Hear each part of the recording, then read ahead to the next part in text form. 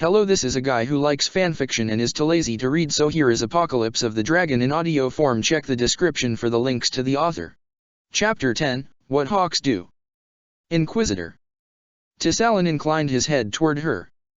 General Cullen. He smiled. I fear you just missed Gavrin. I wasn't aware he was here. Ruya raised an eyebrow. He dropped off another potential student. Is there something I can help you with? We know at least some things about the Evan Uris, but... She glanced at Cullen. It would help if we knew more about what we were facing. What they would target, where they... Cullen frowned. Salas thinks like a politician, but you are a soldier. This way. Tissalin shrugged. They exchanged a look before following him up the stairs to another room. He opened the door for them to enter, then he held up his hand in a gesture for them to wait. Nice try. The shadows suddenly flickered to reveal three figures, a human and two elves. It took her a moment to recognize Varric, Melina, and Neris. Varric gave him a frustrated look. Okay, what did I miss this time? Shadows. Tissalin shook his head. I accounted for the shadows by adjusting. Varric sighed. I made your shadows off by adjusting the cast of the lamp. Otherwise, very good work. Tissalin jerked his head toward the door. Scram. As soon as they left, Ruya stared at him. You caught the shadows being a little off.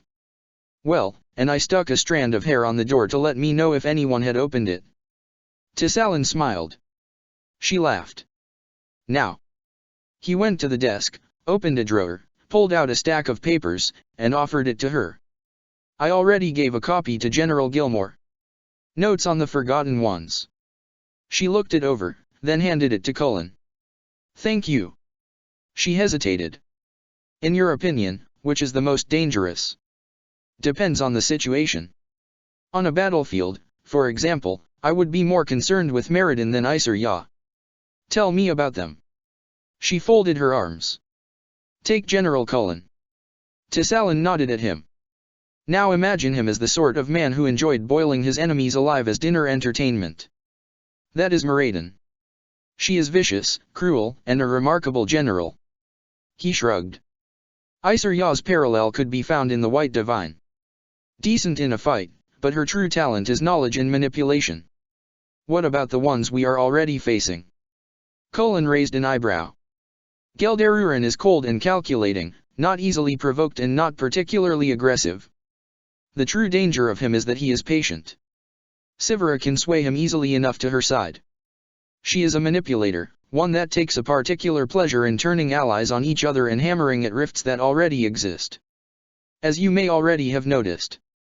What about Dernthal? Cullen nodded. Well, to be completely honest. Tissalin shrugged. I always sort of liked the ruddy bastard.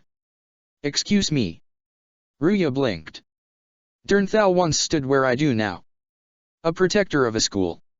When his students were slaughtered while he was away, he responded with a quite understandable degree of violence. Unfortunately, in so doing, he killed those who had Elgernan's favor, as was banished to the void, where he fell into the hands of Shivan and was driven. Tissalin exhaled. Quite insane. He is much like a wild animal, vicious, savage, and often unpredictable. Tissalin smiled. Yet there were stories, even before the fall, told by one child to another. If all other hope is lost in the darkness and you are facing monsters, call, and a more dangerous monster may answer. You're suggesting we could reason with him? Ruya started to nod.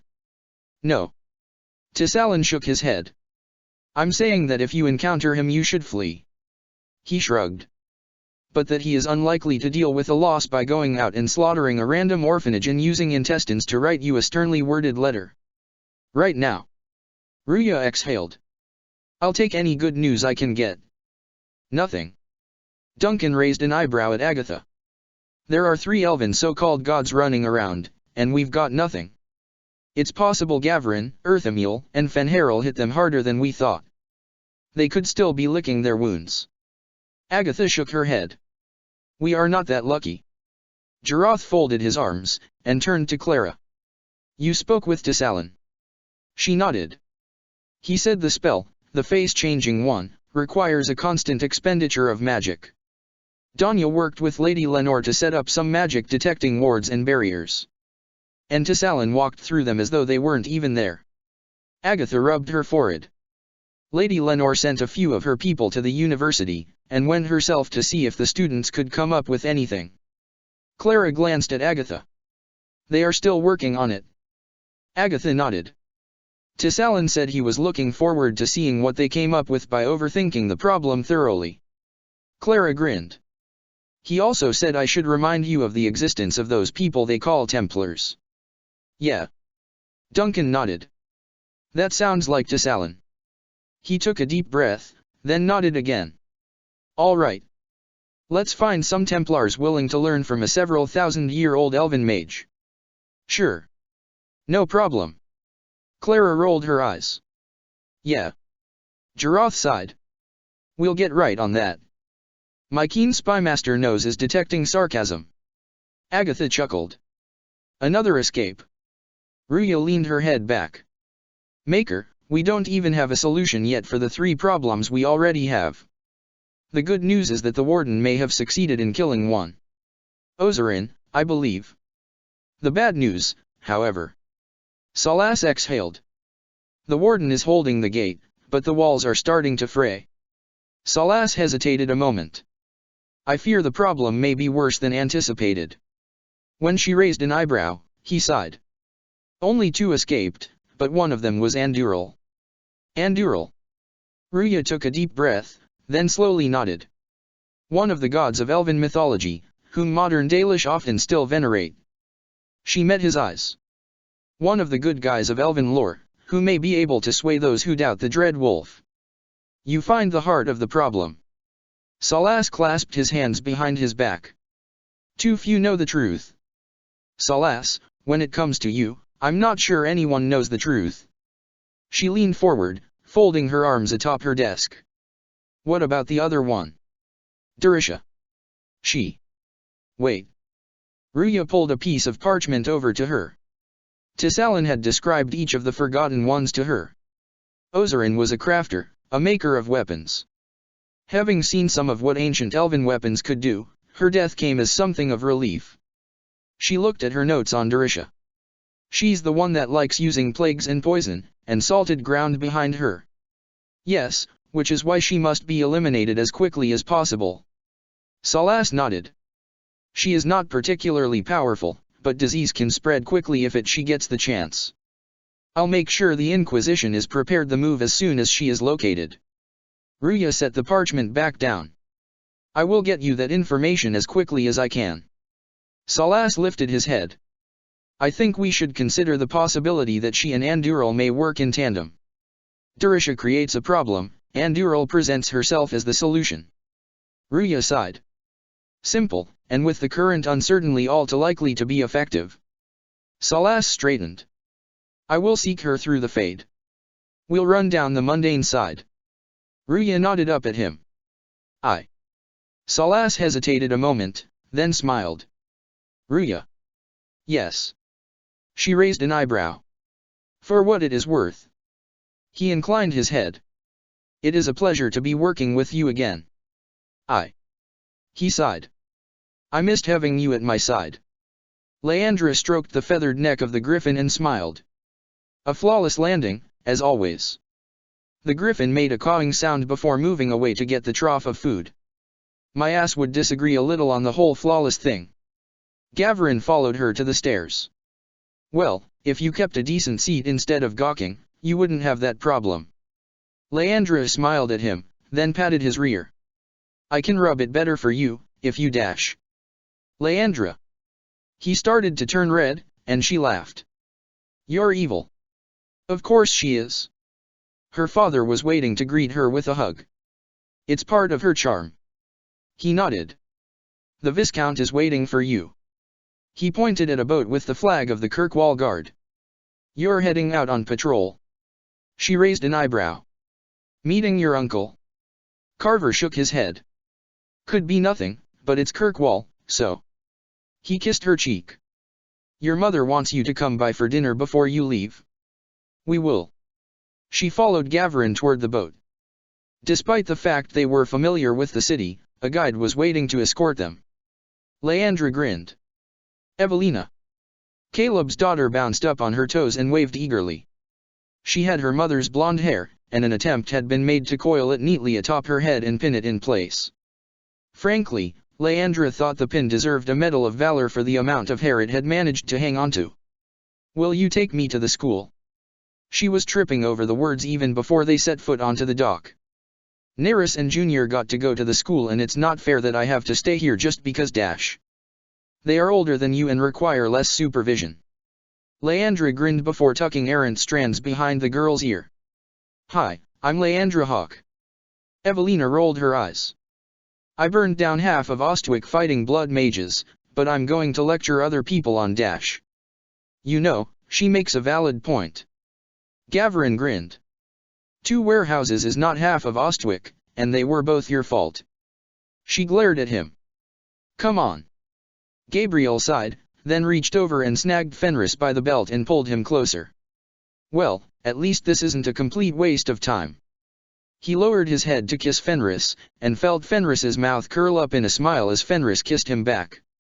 "I do notice several items of appropriate height to bend you over." Fenris ran his fingers through Gabriel's hair. "You two do know." Carver's voice called over. "That I can hear you, right? I think it's adorable." Meryl's voice added. "I hate them." Gabriel sighed. He walked over to the edge and looked down to see Carver grinning up at him. "Anything?" "I don't know." Carver frowned. He waved at a woman a little further up. "Greta, you and Gil take Fenris and Hawke further up." He looked back up at Gabriel. "Meryl and I will keep on this path, and we meet back up at Sundermount. I have missed traipsing aimlessly around the countryside." Gabriel rolled his eyes. "You too." Meryl smiled up at him. Varric stood up. It took a few steps for his knee to stop moving stiffly. He hugged Leandra. "Just heard from Neris and Junior at the academy. They seem to like it there, though from the sounds of it this Desalin doesn't let them get away with much. He used to run with the Dread Wolf and he's a few millennia old." Gavarin shrugged. "They are having some trouble pulling a stunt he hasn't seen 50 times. Leandra chuckled. "Though I am a bit concerned about his tendency to give them pointers." The smile died from her face. "Anything? Just an omnipresent feeling of dread." Varric shook his head, then looked up as Caleb entered. "Anything?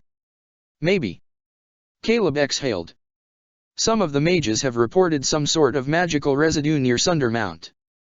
I sent word to Papa." He folded his arms. "There may not be an ancient magi stir under the chantry anymore, but there are still plenty of nasty things beneath Kirkwall. The Inquisition is sending some more reinforcements, as is Ferelden." Gavarin folded his arms, then exhaled. "Salas mentioned a few of his agents were around as well. I'd feel better if I was sure what side they were on." Varric grunted. "Well, we brought more warding runes from Danya."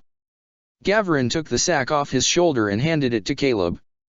"I'll check the spirit wards before we go." "Thank you." Carver smiled at Meryl. The streak of gray in her hair only seemed to enhance her beauty. "You know, when we are..." Something tingled at the edge of his senses. He saw her eyes widen. "Something is coming through." He called over his shoulders to the guards with them. "Get ready." He heard the shouting and saw the flash of magic. His staff twirled in his hands as he countered the spell, and then Fenris was moving in next to him, tattoos glowing. "Greta, sound the alarm." "On it." Greta headed toward the griffins. "We should." Shouts came from the courtyard. Leandra and Gavarin exchanged a look with each other and followed Caleb toward the sound. The griffin crashed more than landed. Leandra needed only one look to know the creature wasn't going to survive. It took her a moment to even recognize the rider. Greta's face and half her body was twisted and melted. "They come." She fell to her knees as people ran to her. "Sound the..." Blood trickled from her mouth. Behind her, green light glowed as Gavarin lifted his staff in time to block the first arc of lightning. He closed his eyes as he expanded the shield to cover a wider area. Avellini's voice began shouting commands, rallying the guard. She turned toward the gallows, and saw griffins taking flight. Hawk twirled his staff, knocking away an arrow. At his back, Fenris kept the swords at bay as they fought back to back. After 30 years, they moved together effortlessly. A few feet away, Carver and Merrill were doing the same thing.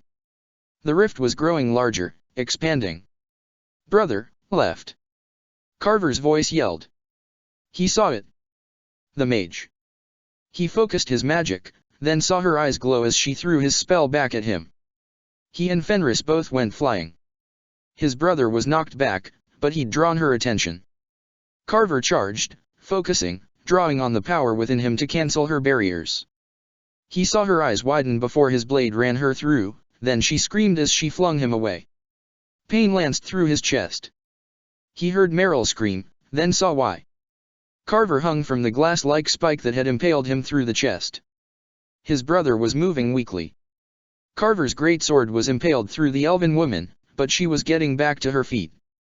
She put her hands to the blade to pull it out, and that's when he hit her with every ounce of power he had.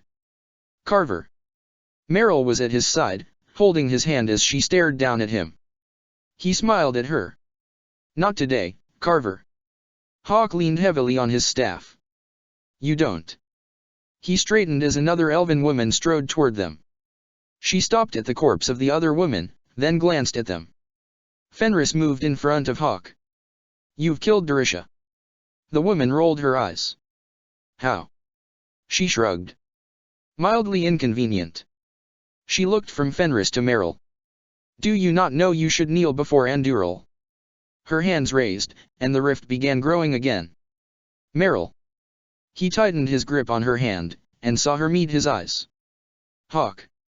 She gave him a determined nod before looking up at his brother. "I need time." Hawk flicked his eyes at the wound on Carver's chest, then nodded. "Always knew it would end like this." He twirled his staff as he moved to Fenris's side.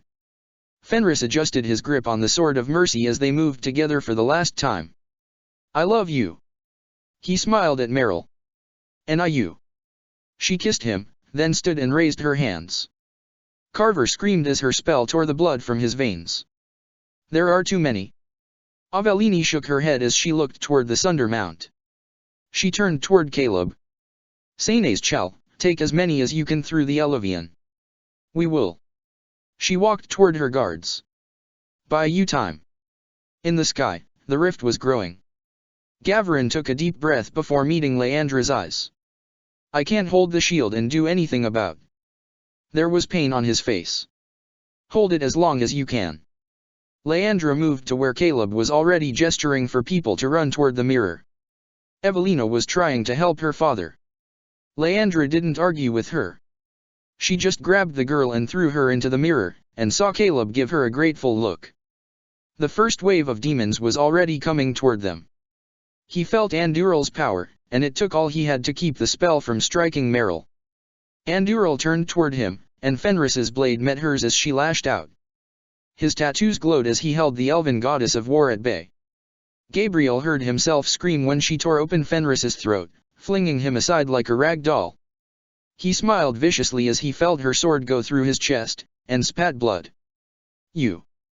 He stared at her. "Lose." Behind her, Merrill's spell exploded into fury. Kirkwall shook, harder than it had when the chantry had exploded. People screamed and fled. Varric turned toward the Sunder Mount. Just in time to see it erupt, swallowing the growing rift in fire and ash. Gavarin stared in awe and horror, and saw from the expression on Caleb's face that he knew. "Oh, Papa." Caleb shook his head. "Caleb, move." Gavarin started falling back. "Caleb, I can't hold the shield against that."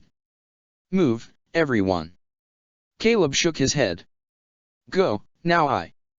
He turned back toward Gavarin, and Gavarin saw the man's eyes widen. A moment later, Caleb had knocked him aside. Leandra screamed as the demon's claws went through Caleb's chest. A moment later, Avellini was there, her shield pushing it back. "Leandra, Gavarin." Avellini moved to position herself in the doorway, holding the demons from getting through. "Go." He had to grab Leandra's arm to get her to follow. "How many?" Duncan leaned on his desk. Nearly half the city made it out. Gavrin's face was pale. Lenore held the Leandra tightly as the two women wept in each other's arms. Most of those from Lowtown and Darktown. I saved what I could from Hightown, but... He swallowed. What of the nobility didn't make it through? Tears choked the man's voice. I didn't save Varric. How do I tell Mother I didn't save? Duncan pulled the man into a hug, feeling him shake. The death of the champion and his companions was... Salas stepped from the shadows. Was not in vain. Durisha and Andúril are dead. But Kirkwall and whatever artifacts and power remain with it are in the hands of the Evan Uris. Duncan shook his head. Given the reaction of Nathaniel Howe upon learning of Carver's death. Salas clasped his hands behind his back. I do not believe that will be true for long. The Evan Uris lost this battle, Your Highness. That may be true. Duncan stepped back from Gavrin, but kept his hand on the man's shoulder. But so did we. The Darkspawn denied them the city, but that denied it to the refugees as well. Jarath looked over the map. We can absorb refugees here, and Orlais is sending supplies. Clara sighed. Not many of the guard made it out. They held the... She exhaled. They didn't let the demons past them. I've got the names of everyone that made it out with Gavrin. Neither. Agatha bowed her head. The Viscount and the Senes Chal both died in the attack, but some of their staff made it. They are eager to help with the refugees and learn. She folded her arms. Whether any of their families made it. Thus far we've seen less than a dozen from the Chantry, and those were lower-ranked members sent to the keep on various errands. Wynn's boots announced her presence a few seconds before she entered the room. Is it true? Is the champion dead? It's true. Jarath nodded. But what of? Agatha looked sick. Carver and Merrill were dragon-sworn. My uncle. Clara swallowed. Confirmed they were dead. Salas said 2 down and 3 to go, but that's not exactly true, is it? Agatha actually looked frightened. Where? Wynn folded her arms. Where is my husband right now? Wynn. Jarath put a hand on her shoulder. I heard from Loghain not an hour ago. He's recovered the surviving Griffin riders of Kirkwall and they are on their way here. He damn well better be. She glanced at her brother, who was staring at the map silently. Duncan. Have any surviving mages sent to Lenore? Duncan nodded. Agatha, I want Corin to make contact with any Jennies among the Kirkwallers. There will be spies among them. I want to know who those spies are working for. He exhaled. We still have to keep an eye on the Cunnery. Understood. Jarath looked over those gathered. Dismissed. He waited until they were clearing the room before turning to Duncan. Your Majesty, Can it wait? Duncan raised an eyebrow. I suppose it can. Jarath nodded. Thank you. He exhaled. There is something I need to do. He patted Jarath's shoulder before heading out, Nugget a pace behind him. He found her on the top of Fort Dricken, near the small eyrie they'd placed there. She was sitting on the ledge, staring blankly at the ocean. Duncan sat down next to her. Annabel exhaled. Aren't you going to say anything? She turned toward him. I heard. Duncan shook his head. So many words when my parents were killed. Chantry proverbs, advice, understanding, sympathy. He took a deep breath. Noise. He shrugged. But if that's what you need, I'll talk. If it's not, I'll listen. He nodded to her. I'm here for whichever you want. And if I just want. She took a ragged breath. To sit here and stare at the water. We can do that too. Duncan touched her shoulder, then wrapped his arm around her shoulder as she leaned her head on him and started to cry. Chapter 11, Changes. The last time she'd cried on Cullen's shoulder, she'd been 13 years old. She felt a little like that again, adrift in the void. Her cousins were dead. Both of them. Gabriel and Carver, her brave, stalwart boys. She exhaled, then wiped at her eyes. Ruya handed her a handkerchief. I'm sorry. Lenore swallowed. I think I ruined your husband's shirt. From the look on her face, Ruya had also been crying recently. Varric had been one of her dearest friends. Though Cullen hadn't wept, she knew he too keenly felt the loss. I spoke with Tassalin. He is breaking the news to Nerys and Varius. Her voice caught on the name. Junior. How are Gavrin and Leandra? Lenore took a deep breath. Not well. Cullen answered. But bearing up. He put his hand on her shoulder. Earthamiel has adjusted the Eluvian here. It can take you back to Kal Hirol, and you. He managed a smile. Need to spend time with your family. The two of you are family. She nodded, then nodded again. I think I'll take you up on that. And you too should. Her voice trailed off as she realized she didn't know what to say. We will. Ruya hugged her, and Lenore hugged the woman back before turning to leave. Cullen offered to escort her, and she shook her head. Ruya needed him now. She was halfway down the hallway when her senses suddenly pinged. Lenore stopped in her tracks. I thought you were guarding the whatever it's called. Jarotha's voice was soft. I am. She turned to face him. He looked much the same as the last time she'd seen him. That doesn't stop me from also being here. You don't. She looked down at her hands. You don't need to apologize to me. I know you'd have saved them if you could. Her voice hitched. I know how much Carver meant to you. When I asked them to follow. Jaroth leaned on the wall, and she leaned next to him. He was the first to stand. He closed his eyes, then reopened them. I couldn't save them, but I was with them when they died. Jaroth looked up at her. I think you should know he was at peace with his death. Of course he was. Lenore heard herself give a small laugh. He was a warden, through and through. She straightened, then turned to face him. You shared a piece of... She shook her head. Are you all right, Jaroth? He met her eyes. Something glowed faintly behind his, a soft trace of silver. I can still feel him on the edges, something more than an echo. Someplace beyond. She hesitated, then stepped forward to put her arms around him. She tightened her grip when she felt him return the hug.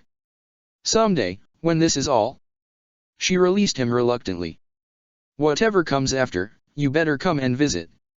I will be there soon. She blinked, then stepped back to look him in the eye. He gave her a sad smile. If we are to have a chance, Morrigan and I must be what we are. We cannot. He sighed. Will you pass my farewells to the others, Lenore? Her voice was tight. She had to swallow 3 times before she could speak again. Raziel. He closed his eyes, and when they opened again they were solid black. The timbre of his voice was different when he spoke. I will remember all he was. And I will fight for all you are. Raziel drew something from thin air. It was a staff, but one styled with a long blade on the end. She took it when it was handed to her, and Raziel nodded. Archon Hessarian's sword of mercy, the blade that ended Andraste's life.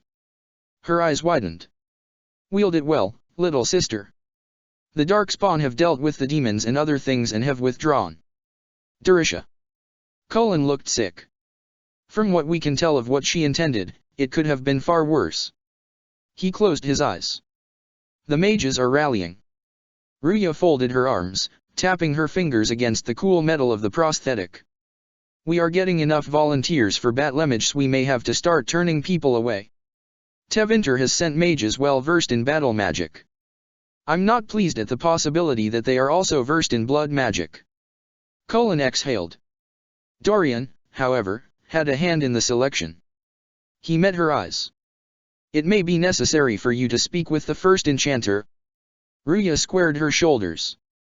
I suppose it may. She sighed. If she calls me dear or darling, I may slap her. She held up the metal hand. With this one. She looked up as Mynov led someone into the war room. King Duncan. The last of the boats have arrived with refugees. Duncan nodded. Not the way I would have preferred some of my countrymen return home. He sighed. Even with the remains of Kirkwall's guard assisting, Ferelden's forces are stretching thin, Inquisitor. If the Qunari resume their attacks, they won't. The voice made them all jump. It took her a moment to recognize the man that stepped from the shadows. Nathaniel Howe. I have moved some of our forces into the warrens along Ferelden's coast, Your Majesty. Nathaniel raised his chin. Should any forces attack from the sea, pull your people back and let ours handle it. His eyes were a solid, unrelenting black, all trace of iris and pupil vanished. It was more than a little disturbing. Are there enough? Cullen opened his mouth, then closed it again. No, I suppose that is a foolish question. It might be wise to. Duncan took a deep breath. Form a militia from the refugees. Kal Hirol will supply weapons, and we can have the guard begin training. Sure. Duncan shrugged. Whoever that we are not raising up an army to attack any save the forces that threaten all the world. He glanced at Nathaniel. I still need Loghain in the field. Noted. Nathaniel nodded. He is aware of the Darkspawn locations and numbers and can pass the order if they are required. Jarath set the report down and started to turn. He took a step back and put a hand on his sword before fully recognizing the man in front of him. Warden. The name is yours now. The warden's eyes were black. He looked Jarath over, then drew the sword from the scabbard at his side. The blade dragonbone blade glowed faintly as the warden offered it to him hilt first. This should be as well. He stared at the blade, then started to shake his head. The Sword of Vigilance, a blade nearly as legendary as its wielder. You are Ferelden's general. The warden stared at him, his eyes showing not a hint of white or green. Last time he'd visited he'd look just like any other elf. With this in your hand, the generals of my army will know to follow your orders. He took the blade, felt the hilt warm in his hand. Your army. He went still. Darkspawn. And it will protect you from their nature. The warden's smile showed teeth. The blade is for your hand alone. Let no one else wield it unless you wish them dead. Yes, sir. Jarath nodded. Sir, He squared his shoulders. In the other world, when I was dying, He met those strange eyes. You were there. You kept me from. He swallowed. Thank you. The warden nodded, then stepped forward and put a hand on Jarath's chest. He felt a strange warmth, and something tingled, not unlike when Earthamil had given him power. Then the warden stepped back. Salav made it to your father safely. Tears pricked the back of his eyes. That is good to know. Leandra held the girl's hand as they walked into the school. Her little brother was waiting, as was her cousin Nerys and their friend Melina. Varric Jr. had tear tracks on his face, but Nerys's face was as stoic as Uncle Fenris's had often been. The resemblance between him and his father was strong enough to make her stomach twist. Tissalan was there as well. To her surprise, he came toward her, then opened his arms. She let out a small gasp as she accepted the hug, then put her head on his shoulder as she felt tears come again. Varric and Nerys went to Evelina, and she heard the girl start to cry again as Varric knelt to put his arms around her. I am sorry, Delenn. Tissalan rubbed her back gently before releasing her. Thank you, Harin. She swallowed. I brought Evelina, she is welcome here. Tissalan turned to nod to Evelina. And though I wish you had come under better circumstances, I am glad to have you as a student, Delenn. He smiled, gentle and grandfatherly. Her heart lurched as she recalled a different version of him giving the same smile once to a younger Caleb. I can't. Leandra exhaled. I can't stay long. I will keep them safe, Delenn.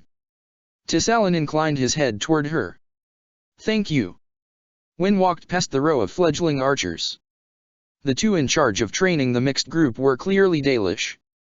It took her a moment to realize she knew one of them. Fenrir. Terna Mactyr. He inclined his head. Wynne. She smiled at him. I thought you with the Inquisition. Burhan asked me to come here instead. He nodded. The old hunters much teach the new. He held up one of the bows, then raised an eyebrow. A new design. She gestured. The shape makes it easier to fire from Griffin back without sacrificing the lethality of the arrow or overtaxing the archer. I imagine loading a crossbow while on the back of a Griffin a mile in the air is not a simple task. He drew back the bowstring experimentally, then nodded. More difficult unless the target is below you, but that is not a drawback for the riders. It's apparently. She smiled. Based on a design used back when the elves regularly fielded cavalry. She shrugged. Speaking of which, the hearts require a little more effort to train for battle than horses, but the results are worthwhile. Fenrir nodded. Hala don't care for riding into war, but the messengers and scouts are finding them excellent partners. Elves for the light, humans for the heavy, and dwarves to make things go boom. Wynn smiled.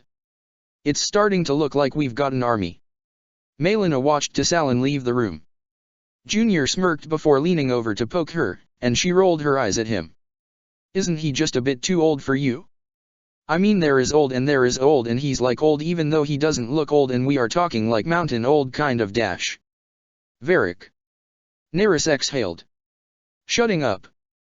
Junior nodded. He managed to stay shut up for almost a full minute. It is weird having a trainer that's okay with the... He looked down at where a trace of blood still welled from the cut on his arm. His mother had taught him only a little blood magic, and now she was gone. He sighed. The Haran isn't an idiot. Neris leaned back against the wall, resting his hands on the hilt of his sword. He knows you are going to do it anyway and would prefer you to do it right. He twitched a shoulder. And frankly it doesn't seem that much more dangerous than the stuff he's teaching May and I. You're right. Blood magic is nowhere near as creepy as turning into a big bug. A spider. Melina gave Junior a withering look. Is not a bug. She tossed her hair back over her shoulder. It eats bugs. Her eyes narrowed. And I do not have a crush on the Haran. Junior exchanged a look with Neris before they both turned to stare at her. I simply admire him, that's all. He thinks we will be ready to fight soon. Neris's voice was contemplative. Didn't sound that way. Junior shook his head. What with all the counseling about not going off half-dash? That's because he wants us to fight well, not stupid. Neris rolled his eyes. He doesn't want us going off and getting ourselves killed seeking revenge. He poked Junior in the shoulder.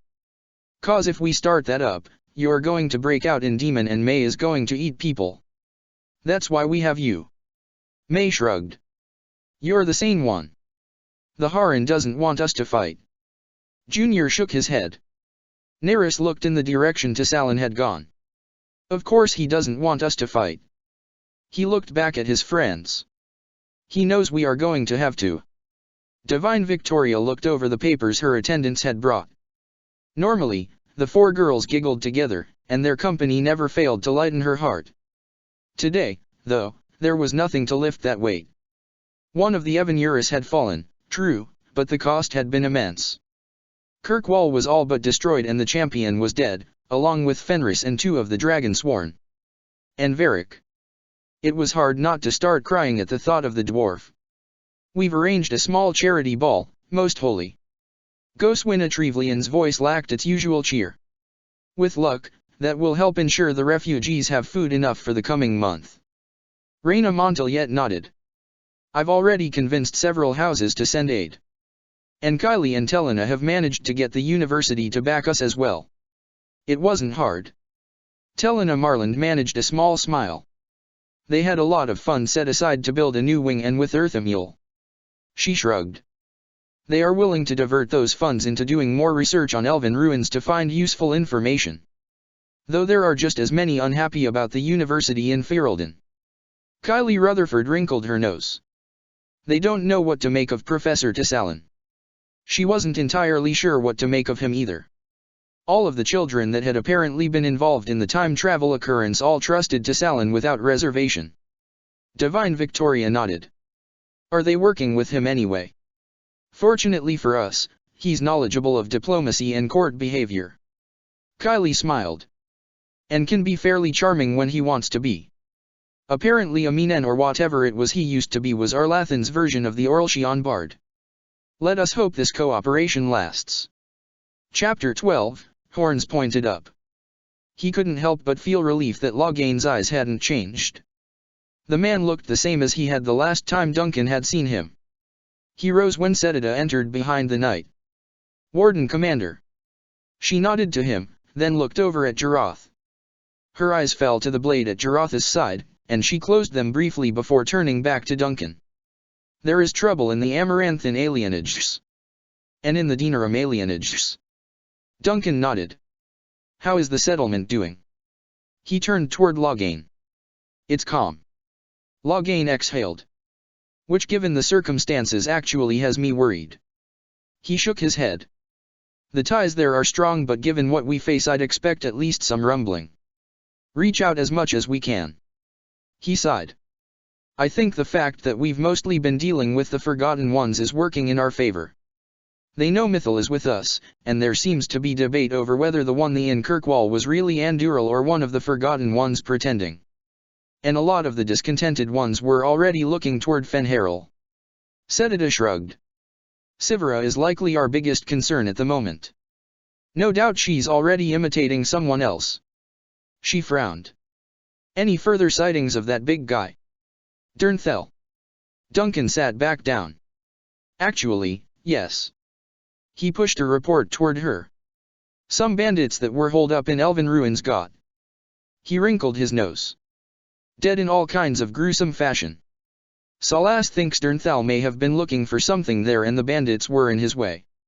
Setida glanced over the report, then coughed. I've heard plenty of people threaten to shove a helmet up someone's ass. She set the report back down. Never heard of anyone actually doing it before. Given there were almost 100 bandits in said camp and he was able to do all that by himself. Jarath rested his hand on the hilt of the sword. The fact that Sivera had a weapon like Durnthal at hand was one of his general's major concerns. All that had saved them last time was the beast's respect for Mythal, and that could only take them so far. Durnthal may be just as dangerous in face-to-face combat as the Warden. Her eyes went back to the sword, and then up to Jarath's face. It's true, then. He's gone. Jarath Tabri is gone. Jarath gave her a sympathetic look. The Warden, Razikael, holds the line. He. She trailed off before shaking her head and turning her attention back to Duncan. I'll be honest, Your Majesty. As proud as I am of Ferelden and yourself, I doubt they are targeting here. If I were looking to continue to destabilize our efforts. She took a deep breath. I would be digging under the foundations of the Divine. Selene is working with us, thanks to Earthamil, but our influence in Orlais is still met with resistance. Duncan made a frustrated noise. Help there will have to come from the Inquisition. Dorian smiled before accepting the drink Iron Bull handed him. Officially, the Chargers were present to represent the Inquisition and Bull was a diplomatic attaché. In reality, they were there to protect him, the Archon, and the Black Divine. Still, it was nice having his Amatus with him. Especially having with the loss of Varric still so recent. Only 4 assassination attempts this week. The Black Divine rolled his eyes. I'm not sure we can actually call it an attempt if they never get within 200 feet of me. He smiled. Archer is very good with a bow. He shuffled a few reports. The last thing their opposition had expected when manipulating Adralicus into the role of Divine was for the man to actually be good at it. Frankly, it had been among the last things he'd expected as well. The intelligence from the Southern Chantry has been useful. There are still voices against us, of course, but for now we seem to be uniting. The tragedy of Kirkwall was not a complete loss. Archon Cantius nodded. The champion was held up as an example for mages even here. His loss is. He turned over another report. Razikael's temples are stirring. Power has begun returning to artifacts and wards long thought dormant. He wasn't entirely certain that was good news. The Warden he'd known, even sort of liked. That the man had become something else was a disconcerting notion, especially given that unlike Earthamil, Razikael was still technically an archdemon and in command of rather a lot more darkspawn than anyone had fully realized. Dorian started to open his mouth, then saw Cram move near the window. Trouble? Not sure, sir. Cram rose, peering out into the darkness. I saw something, but it moved too fast for me to get a real look. Skinner is on watch with some of the boys. Iron Bull started to move, forcing Dorian to sit up from his comfortable position on the man. His first few steps were a bit stiff. None of them were as young as they used to be. Half the current Chargers hadn't even been with them at Skyhold.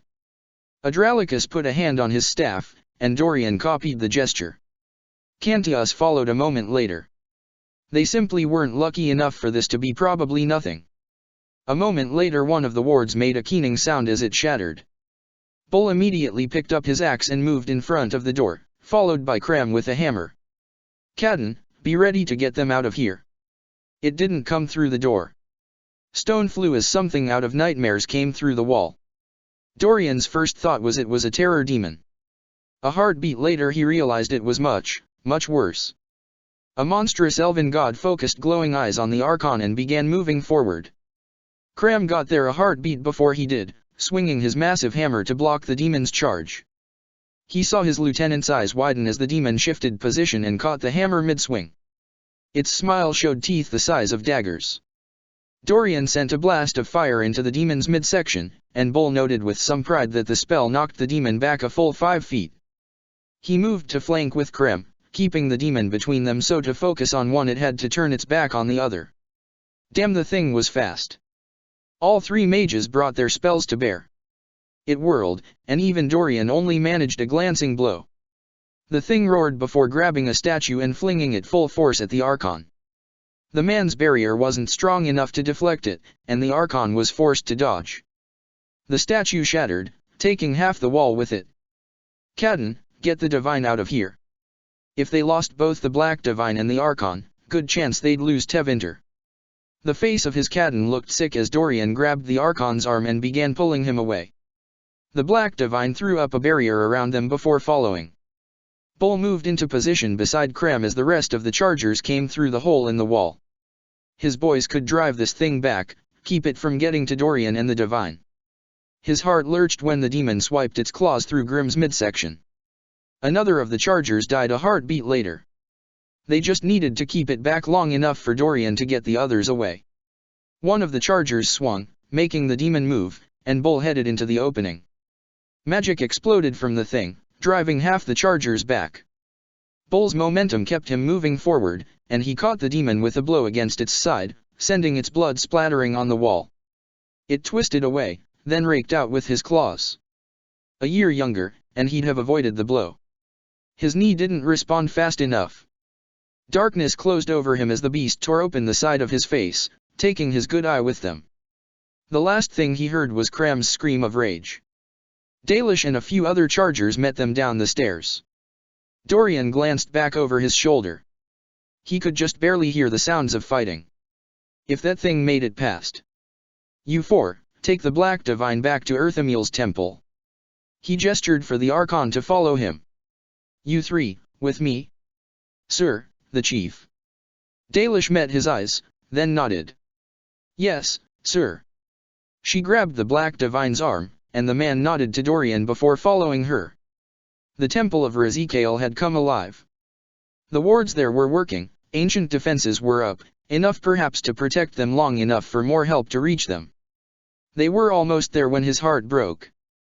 Ruya stayed behind Salas. He carried a strange stone that glowed with a gentle blue light.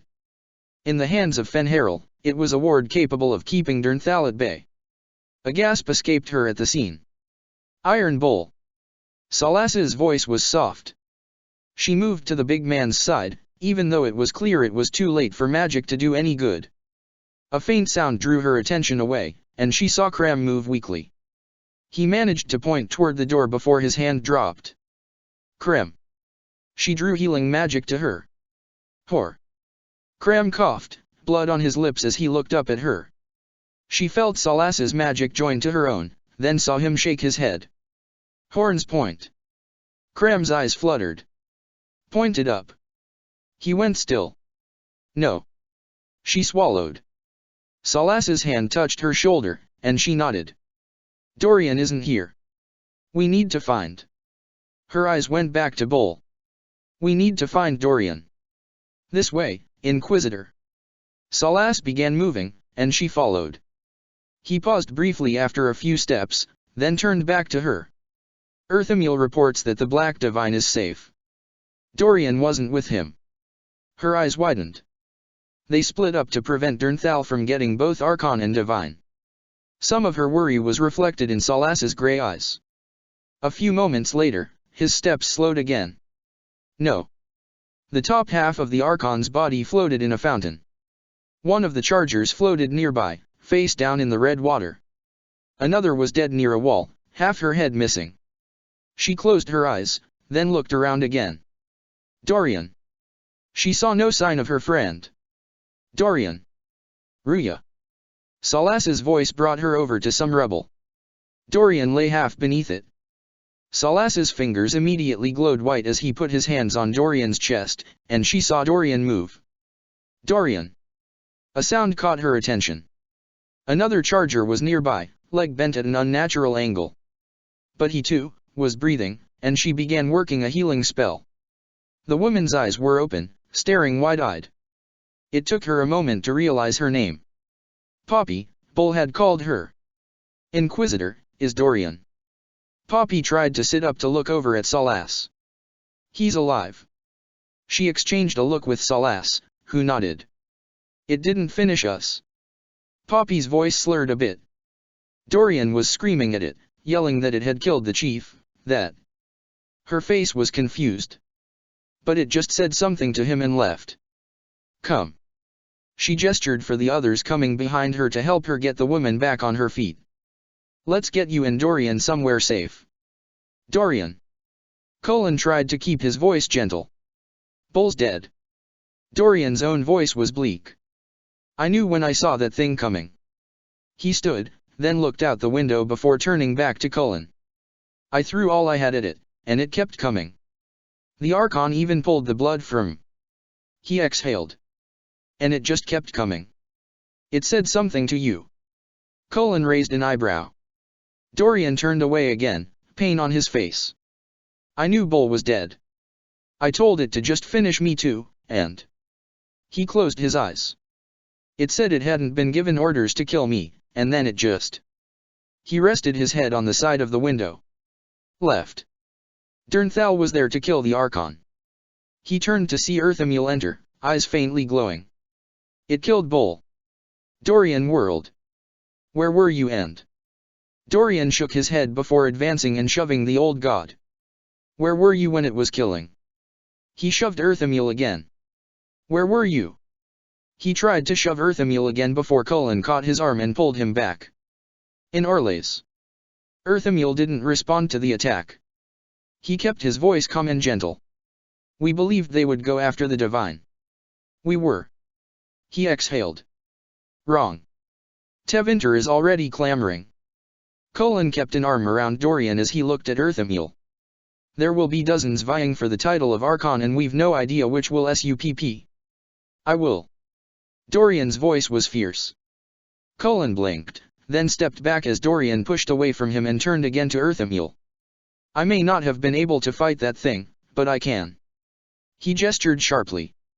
Ensure that it utterly and completely failed to rid Tevinter of an Archon that would devote himself to their defeat. Earthamil smiled. It shall be, Archon Pavis. If not for the Chargers being killed. Duncan turned to look at Gavrin. I'd think the beast did us a favor. The other man didn't respond. When was the last time you slept, Rutherford? Gavrin blinked and looked up at him. Good question. How is Leandra? He leaned on the wall. We never really. Gavrin exhaled. We never really think of them as mortal, you know? The champion. The Dragonsworn. The Iron Bull. They. He rubbed the back of his neck. Legends aren't supposed to be able to die. He looked down before looking back up. I thought the same about my parents. All they fought back in the Blight. If they survived that, nothing should have been able to. He sighed. I suppose a peaceful death from old age was just too much to hope for. Gavarin sat on the edge of his desk. Thought about asking Jarath. Asking Jarath. Duncan tilted his head. He died, Duncan. He died and he remembers and. Gavarin set his hands on the edge of the desk before pushing off and rising again. And he's not the same as he was before. I know you've noticed. All that happened, especially with his sister and. Duncan frowned. You really can't expect him to still be a good little chantry boy after. My point is. Gavarin met his eyes. That Jarath knows. Jarath knows, and he doesn't believe anymore. He exhaled, then shook his head. What does that mean for those we've lost and those? He swallowed. Those we will lose before this is done. Duncan bowed his head. I've been trying really hard not to think about that. When Gavarin started to open his mouth again, Duncan held up a hand. You need sleep, Rutherford. I'll give you 10 minutes to seek out your bed yourself, then I'm ordering as much of my army as needed to drag you there. He put a hand on Gavarin's shoulder. With a copy of the same order for Leandra. You could use some sleep yourself, Your Highness. Yeah. Duncan nodded. And I expect my guard to be along to remind me of that very soon.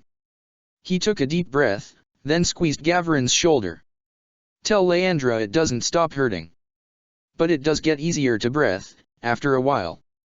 Thank you, Duncan. Chapter 13, A Moment of Hope.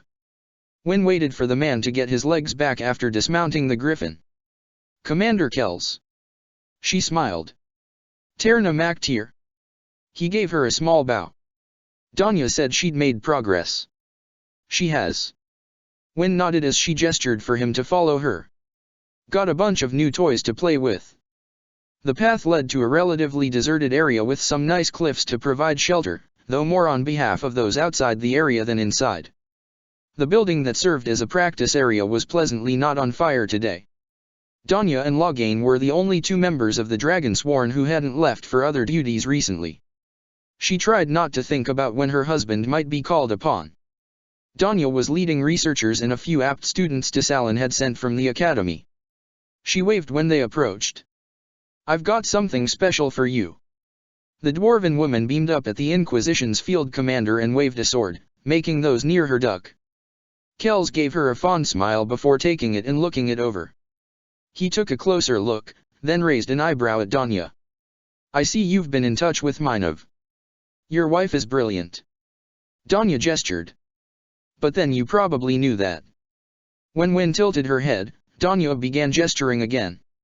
Minov had a theory about that turning people into stone trick some of the elven big guys, and Earthamule, can do when they get riled enough, and figured out a sort of thing with lyrium and dragon blood that can duplicate some of what was on the Warden's blade end. Danya paused. Well, we think that what we've worked into the sword can help with that. You think? Wynne bent to take a closer look at the sword. Well, that's what I was hoping Kells would help with and I. She bounced. Oh, there. You got my message. Yes. Wynne turned to see Fenharil coming toward them. You asked for my help with a new defense. Yes. Danya nodded before turning back to Kells. Well, go on, stab him.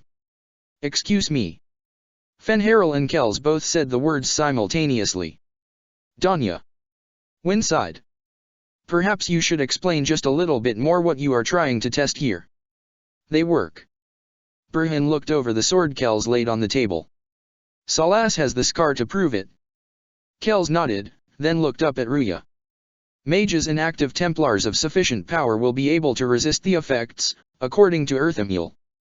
There are also some spells and wards that can also serve to protect, but these are enough to keep the wielder from. He shrugged. Well. It was something of a relief. Brujhin put his hand on the hilt and hefted the blade. How many has she made? Only a dozen so far. Kells accepted the blade back from Brujhin, and offered it to Cullen, who stepped back to give it a few experimental swings. I brought 4 others with me for the Inquisition. The rest will be spread among more skilled officers. He shrugged. She did mention that Ferelden's general is already protected by something the Warden did, and Leandra Hawke should prove immune as well. He smiled at Ruya. Cullen lowered the sword before handing it back to Kells. Very good to know. And he said that while most of the Evan-Urus were powerful enough, only a few among the Forgotten Ones could pull it off. Kells looked away briefly before looking back at them. He says the one that killed the Iron Bull isn't strong enough for this. Ruya rubbed her metal arm. He dealt quite enough damage without that kind of power. She frowned. And what of our allied? She didn't say the word gods aloud, but it echoed through the room anyway. Burhan sighed. Razikael can't. When they looked at him, he shrugged. I asked back when. He waved a hand. Though for him it's not a strength thing, it just his power goes along different lines. And Mythil is no longer strong enough. Earthamil can though. Kells nodded. And he said it's nowhere near as easy as Salas made it look. The ones tossing around that kind of power would exhaust themselves fairly quickly, leaving them vulnerable, which is. He indicated the sword. These would at least give us a chance to kill the bastards back. Between those and the defenses the Dragonsworn provided. Cullen indicated the map. We have several strongholds capable of mounting a defense against the Evan-Urus. Now if only they'd limit themselves to striking there. Burhan examined the map. That the Vigil was on it came as no surprise. Skyhold was there as well, as was the main fortress of Kal Hirol. Tevinter and Orlais had 2 strongholds apiece, and with the efforts of the Inquisitor's brother Lucas, Ostwick had one as well. Earthamil had also ensured that the universities of both Orlais and Ferelden could withstand attack, even if they weren't suited as military bases of operation. His eyes went toward the north. He'd hoped. The Orishik has not responded to our missives. I've asked Setida. He looked up at Ruya. As much as I hate taking her from the Vigil, she may be the only envoy the Orishik will heed. If she is willing. This threatens the Qunari as much as it does us. Ruya nodded. She bent her head toward the map, then nodded. It's past time to start fighting back. I want one. Loghain turned to see a young elven man, flanked by a young human man and Carinal and Valia's daughter Melina. One. Of the weapons you were talking to Desalin about. The young man clasped his hands behind his back and stared at Loghain. Neris, right. He flicked his eyes from the elven man to Melina and saw her nod slightly before looking back at the elf. I'm Neris, this is Junior. Neris nodded. You know Melina. I want one of the swords. That's not my decision to dash. He started shaking his head. The last thing they needed was a bunch of teenagers on a revenge spree. Especially given who these particular teenagers were. We don't have my fathers to hold the line anymore. Or my brother. Neris squared his shoulders. More than a dozen of the kids here, like Evelina, are from Kirkwall, and someone needs to. Neris took a deep breath. They need to know they are still defended. That the. Neris exhaled, then met his eyes. I would think you of all would understand. Maktir. Son of the land. Our people need to know there are still those that will protect them. In the back of his mind he could feel his companion's approval. His eyes went back to Melina, and he saw the same expression on her face. Truth was, these teenagers weren't really much younger than he was. He slowly nodded. You're right. He shook his head and smiled. The first of the blades are spoken for. Loghain met Neris's eyes again. But I'll see to it you get one of the next ones. Thank you, sir. Neris gave a small bow. You do know that if you stab yourself in the foot with it, the Haran is going to blame me, right? He lifted an eyebrow and was rewarded with a small smile from the kids. Loghain turned to look over the grounds of the school, then turned back to them. Look out for him, all right. We will. Junior nodded. Dorian set the half of the dragon tooth down on the desk. The Archon's desk. With Earthamil openly supporting him and the very strong hints that Razikael did the same, assuming the title had come with few difficulties. Agents of House Braska had only had to kill a dozen or so objections. His fingers touched the tooth lightly, feeling the ragged edge where it had been split. No matter how far apart life takes you. The voice behind him was familiar, and of all his friends, it was the one perhaps he needed most right now. He turned and opened his arms. Cole. There was a commotion in the hall. Giraud was turning in that direction when he heard Agatha call his name. He frowned, then went through the door. Agatha looking concerned was never a good sign. It was still a little hard to look her in the eye. She shrugged when she saw him. He says he came to speak with you, but She frowned. This is kind of a new one, General. New. He turned to look down the hall and saw a man in dark armor, wearing a helm that hid his face. Did he say who he was? Just that he's a messenger. She shook her head. Said he'd only dash. Not a messenger. Giraud slowly nodded, then put a hand on the hilt of the blade the warden had given him before looking back at her. The messenger. Well. Agatha took a step back. Shit. Tell the guard to keep their distance. He gestured to her before walking over to the darkspawn and gesturing for it to follow him. You are being the blade bearer. The creature took off its helmet. He almost wished it hadn't. Knowing the creature was a darkspawn wasn't quite as disturbing as seeking it. I am bringing reports. Reports. He blinked, then blinked again as the creature removed the satchel from his shoulder and held it out. Giraud took it and glanced over the contents, then paused to give them a more considering looks. You're spying on demons. They are not feeling us the way they are feeling humans. We are moving closer. The messenger nodded. Figures there like would be able to command shades and the like against us. It was not a comforting notion. Still, if there was one thing the Silver Order and the Inquisition had practice with, it was killing demons and undead. Lots of small bands.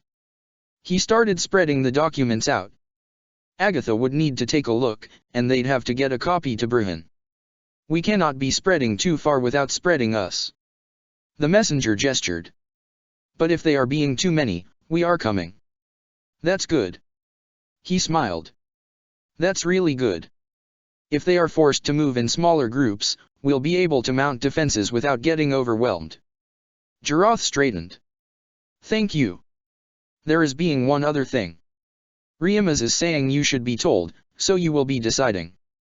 The messenger appeared to hesitate as if pondering its words. You are being the blade bearer, and they are being Ferelden again. You must be deciding. Deciding? He raised an eyebrow. What, exactly? There are being volunteers. The messenger's dark eyes met his own. Volun. A chill ran through his blood. People are looking to join the Darkspawn. If the taint is being small, Anders can be removing it. But there are being some that do not want it removed, that are wanting to follow Ezekiel as we are doing. The messenger nodded, then shifted its weight from foot to food. There are being 7. They are being women. Giraud closed his eyes, then exhaled before reopening them. He'd spent enough time among wardens to know what the messenger was saying. Things were actually bad enough that there were 7 women volunteering to be brood mothers to help swell the Darkspawn ranks. Who? They are writing letters. The messenger pointed at the satchel. Ferelden again. He pulled out the first of the letters, then set it down without reading it. Survivors of Kirkwall? Yes. If they are. He touched his hand to the hilt of the blade. If this was being left to his decision, then he was definitely not inclined to bring the topic up to the king. Duncan had enough worries already. If they are truly willing, then in death, sacrifice. Riemas is believing you would understand. The messenger nodded. It turned toward the door, then back to him. There is being danger and guards escorting me. I'll tell them you are allowed to pass. The healer, Sala, was closer to the altercation and beat him there by several seconds. She planted her staff between the 2 students, forcing them back from each other. This was the 3rd such fight in as many days. Tensions were high even before taking into account the wildly differing backgrounds of his students. This particular altercation appeared to involve one of the refugees Salas had sent and one of the apprentices from Kirkwall. At his approach, they stopped trying to defend their actions to the healer and stepped back further, bowing their heads. He looked over those that had gathered to watch. Thank you all for volunteering to assist with weeding in the gardens today. Eyes started to widen. It is good to see so many willing, enthusiastic hands with such heavy work.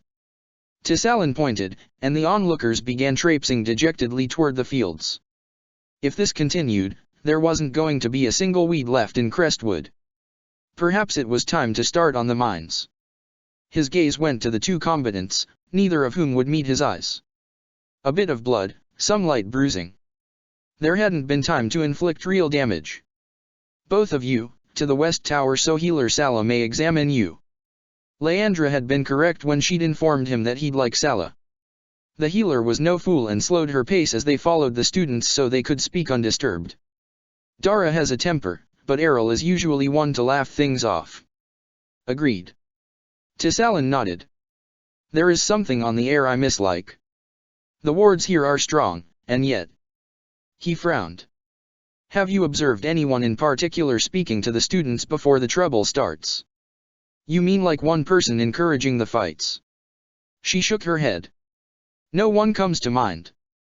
Her gaze became thoughtful, then she shook her head again. Nor have any of those who've come to see me because they punched a tree in frustration mentioned anyone. You suspect that one being the Chantry trouble may be looking here. We are not a stronghold. Tissalin looked over his shoulder at the school. Yet we may serve as a symbolic target. A university is a place of hope for the future.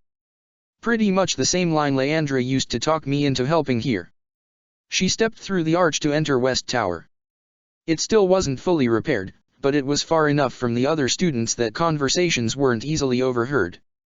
He caught a glimpse of a shadow just outside he suspected was one of his three favorite troubles and rolled his eyes. Sala's fingers began glowing white as she healed the two students. Several minutes of questioning led him to the conclusion that neither child really knew what they'd been fighting about.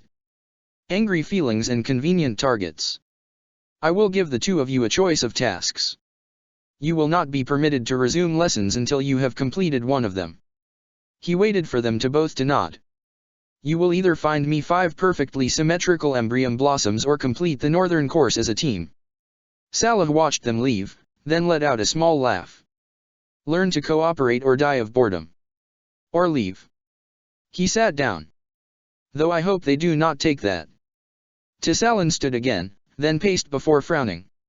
No. This is not Sivara. She would be seeking to undermine my authority, to pull promising students to her. From what you said of Geldoron, he would rather use this place as hostages. Sala tapped her fingers against her staff. And the other one seems a much more straightforward type. And thus far they are the only two of the. He trailed off before closing his eyes, exhaling, and cursing softly in Elvish. Them Desh he started to turn, then his eyes went wide as he threw up a barrier to protect Sala. Neris moved in, raising his own barrier to strengthen the Harans even as he used his sword to block the strike from a demon. Junior grabbed his sister, pulling Sala out of the direct line of attack. He felt her adding her magic to strengthen the barrier still further. Most of the other students were out at lessons or otherwise occupied, but their shouts should have still brought more in to help. This thing would make it through the archway and kill everyone inside the school. They should run, this was hopeless. Haran. Despair can only defeat you if you allow it, Hawk. Tissalin's voice was fierce and strong. Hawk. He was a hawk. Is that the best you can do? He snarled, feeling the sword thrum in his hands. Behind him he heard Junior shout as the mage called up thorns from the stone, wrapping them around one of the demons and ripping it apart. Then he felt it, something older, stronger, coming behind the other demons. He focused, calling up the training his father had given him. Focused anger, driving back the despair, a calm rage to strengthen his blade. He felt magic flow from Tissalin, a single sharp burst of power. Then he heard the alarms going up, warning the students they were under attack. Whatever the old thing was let out an otherworldly wail before turning its focus on Tissalin. Izen Yundala Mavara. Nelaris der Math Banalan. Ma Bainalan Azalan. Ene Melanisalan. Tissalin's twin magical blades rended another demon to dust as the Haran kept up his defense, keeping the demons from getting through to the students. Melina cried out as a blast from the large demon sent Tissalin flying back into the wall. Sala, the Haran. Maline moved to take Tissalin's place in the defense as Sala lunged toward Tissalin, her hands white. He narrowed his eyes. This foe might well be beyond them, but they could hold it long enough for the other students to flee. It started toward the archway again, and he shifted to help Junior throw it back. No. I will not allow it. A child of slaves. These people would chain you again, little one. Are you really willing to die for them? He felt the voice almost as much as he heard it. Get your sticking claws away. Power surged from Junior as he drew upon his own blood to throw the demon back. From my cousin. More tendrils of dark thorns danced up from the stone, helping Neris and Melina keep up a wall. Your mother tore the life from your father's veins. Will you sacrifice your friends? The demon turned cold eyes toward Junior. Then something else was there, between them and the monster. A flash of green and gold, and then a man, holding a blade staff. The demon reared back. Earthimi dash.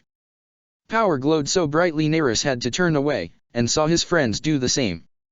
The light vanished, and he saw the old god staring down at the demon, now in the form of a young elven woman, impaled upon the staff blade. It looked up at him. Brother. Her voice was soft. Goodbye. Earthimiel's voice was just as soft. Sister. The form of the young elven woman crumpled to smoke. She wasn't sure what to say to the man standing in the remains of the tower, staring at the section of floor where an old god had faded away into nothingness. His eyes were still glowing faintly. Earthimiel. Sala took a step toward him. Do you? She came for my university. Earthimiel raised his head, then looked over the stone. A place of inspiration, of. He shook his head. She came where she knew she could hurt me most. She. He tilted his head. She wanted me to fall again, so that we could fall together. She was in pain. Sala could still feel the echoes of the despair demon's presence.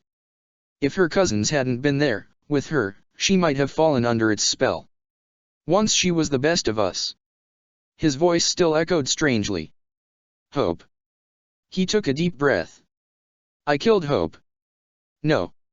She hesitated, then gently reached out to put a hand on his arm. I was there. She looked up at him. You set her free? I. He blinked, then turned toward her. Thank you. The glow faded from his eyes, and then it was just Kieran standing there, tears in his eyes. She smiled up, then put her arms around him and hugged him as he wept softly into her shoulder. The door opened hard enough to bang into the other wall, and Tessalin turned toward the sound. He raised an eyebrow at the man standing awkwardly in the doorway. Salas hesitated. It was locked. Tessalin shrugged, then set the book he'd just taken from the shelf down and walked over to the chair. Salas nodded before entering and closing it behind him. I was. He exhaled. I was told you were hurt. I was. Tessalin nodded. He trailed off as Salas walked up to him, hands glowing white as they touched his chest. Our healer has pronounced me merely in need of a few days' rest. Yes. Salas nodded before removing his hands. Your students, are they? They are well, as I am certain your spies have already informed you. Tessalin frowned. There were a few conflicts in their reports. Salas stepped back before turning. I see everything is in order here. I will check the WA-. Why are you really here, Salas? Tessalin raised an eyebrow. Salas stopped a couple paces before he reached the door. You. Tessalin's eyes widened as he straightened to his full height. He pointed at Salas. You're here to check up on me. Salas whirled around, and silver light flashed in his eyes. Of course I am, you imbecile. He gestured sharply. Despair attacked you here, among your students, among your... The silver swirl slowly faded away as Salas exhaled. Among your children. And it failed. Tessalin squared his shoulders. Those same children stood against it, without hesitation. Unbroken. Unbowed. They are. He shook his head. So much more than you give them credit for. He laughed softly. They always have been. It was not supposed to happen this way. Salas sighed. You said that to me once before. He met Salas's eyes. When Nelaris died. You must hate me for . Hate you? Tissalan stared at him, then laughed. Why would I hate you for that, Elvunin? You. Salas shook his head. There are not even spirits anymore that know me by that name. He nodded. Only you, Sulahan. Nelaris believed in you, Fenharil. Believed in what you fought for. As we all did. Tissalan took a deep breath. As I still do. He reached out and put a hand on Salas's shoulder. As I wish you still did. How can I hate you, when? He smiled. When there are not enough words in the language of our youth to sing of how proud I am of him. Salas nodded, then smiled. I needed to be sure you were all right. You do not fight this battle alone. Tissalan stepped back. For one as wise as you oft claim to be, it is long past time you learned that. Then he grinned. Even an old dog can still learn a few new tricks. A warm laugh came from Salas, a sound he'd not heard in far too many centuries. And you call yourself Silence. Chapter 14, Rumors. Without her to spread the cracks, all we will need to do is eliminate the 3 that have escaped. Divine Victoria smiled. It wasn't over yet, but at least now the endgame was in sight. She felt hopeful in the first time since. She saw Fenharil, and felt the hope starting to slip away again.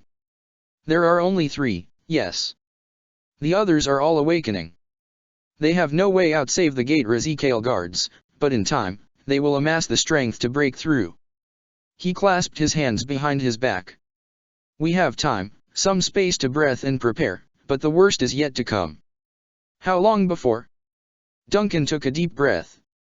Razikael is overwhelmed. Elgar'nan is by far the strongest. At his full power, he alone would be a match. Fenharil hesitated, then nodded to himself.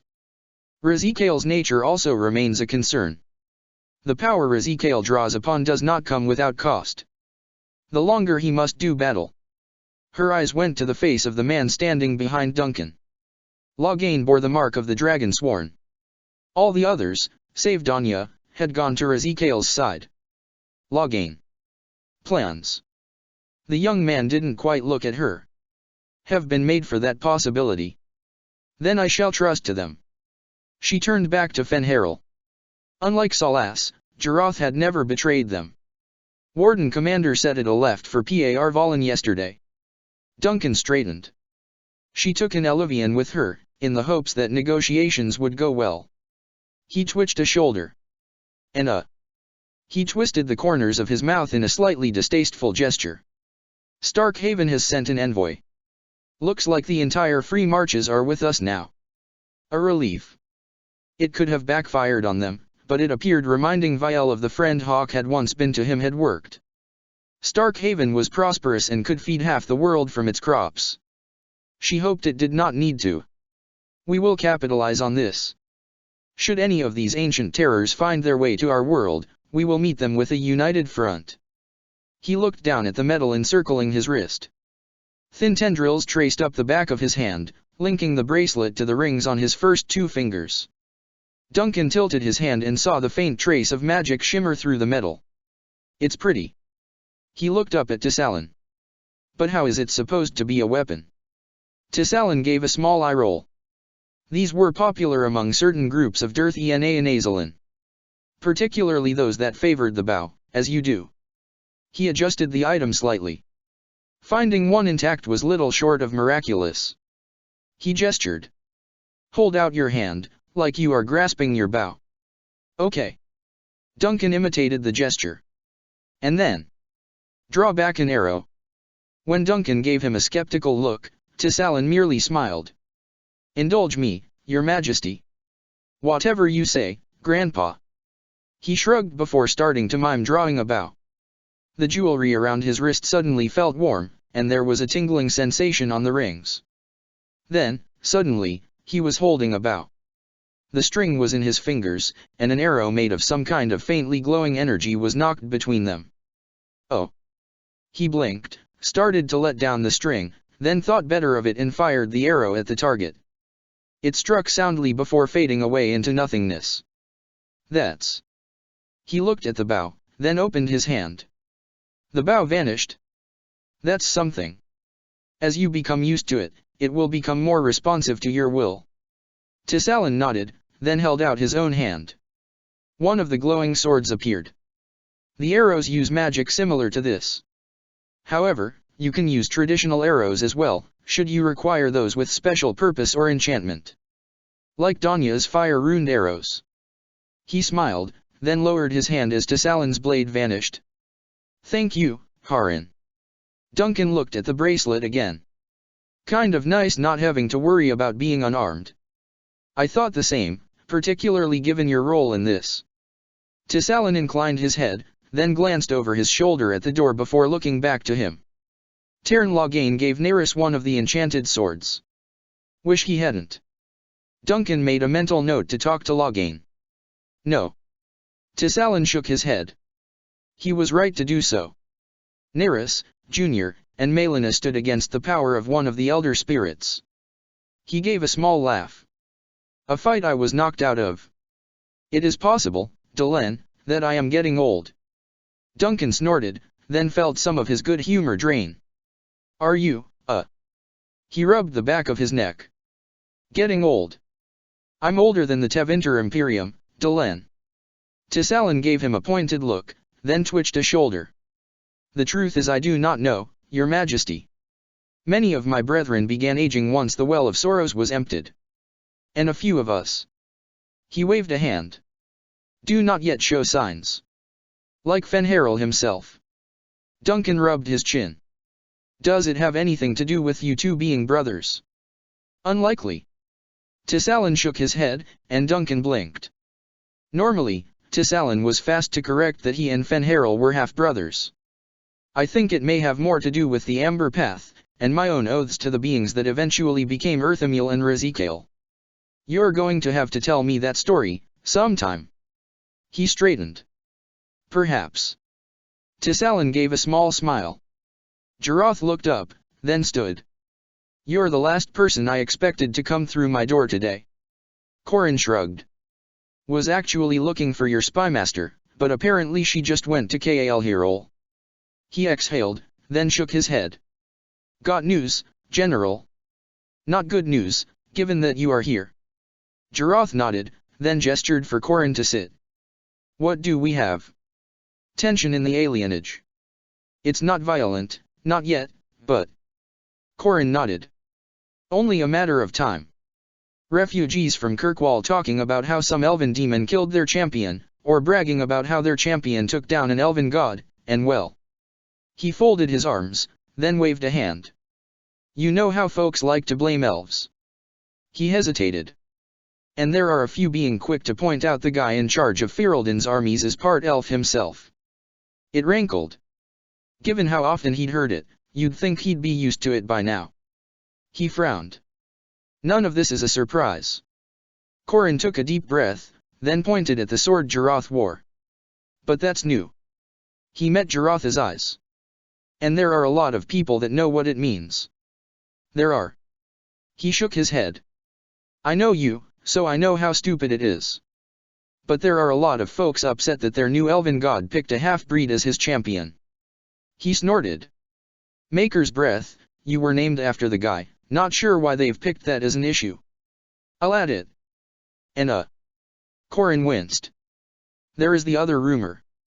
Anger showed on his face. The king's mother and your father grew up in High Ever together. There are some saying one of the reasons you and the king act like brothers is because His fists clenched. They dishonor their queen, and they dishonor my father. Doing what I can. Just keeping you in the loop and... Corrin shook his head, then rose and paced the room. These rumors don't feel Ferelden, Jarath. Andraste's great flaming ass, the people here in Denerim adored the queen, and had nothing but respect for your father. He turned. Somebody else is trying to start shit up in my city. His smile was fierce. Just giving you a heads up that you might find some bodies soon. He slowly nodded. Try not to leave any evidence I'll have to acknowledge. You protect the king your way. Corrin nodded. And I'll protect him mine. The Jennies got your back, General. It took him a moment to recognize the woman following Sira up to the rookery. Then Burhan blinked. Win. He bowed. Or should I say Terna? I won't stand on formality if you don't, Uncle Songbird. Win smiled. Thought I'd stop in and say hi, and let you know I'm keeping Finneral a bit longer. He sighed. Alienage trouble. Sierra tells me there are rumors and unrest among the Orlshian alienage as well. Win folded her arms. People being stupider than usual, and that's stupid. Sierra wrinkled her nose. Wish I could say the Dalish were being smarter, but there has been a recent increase in the number of clans that don't respond to my messages. He exhaled. There were fewer elves than expected among the Kirkwall refugees. We know some went to the Qunari, but... Yeah, speaking of Qunari. Win's eyes narrowed. Somebody tried to kill Pella. He straightened. What? Burhan stepped toward Win, putting a hand on her shoulder. Is she okay? Who? She's fine. Win rested her hand on the hilt of her sword. Nobody messes with my girl. Her fingertips drummed the hilt. Tracked them to some merchants. Sierra picked up the slice of pie he'd been planning on eating and bit into it. Then to refugees that have taken shelter in Gweren. Turns out they don't approve of their Terna's relationship with the Vashoth. Win looked furious, and he couldn't blame her. He genuinely liked Pella, and knew the woman was loyal to Win and Ferelden. And... She exhaled. Heard whispers. Sierra finished off the pie. Bout Loghain. Some folks are claiming he's secretly Anders' kid, and also an abomination, just like his father and grandfather. That's ridiculous. Burhan shook his head, then caught an expression on Win's face. That. He took a deep breath. Is ridiculous, isn't it? That's kind of the real reason I'm here. Win looked away, then looked back to him. He told me, right before we got married.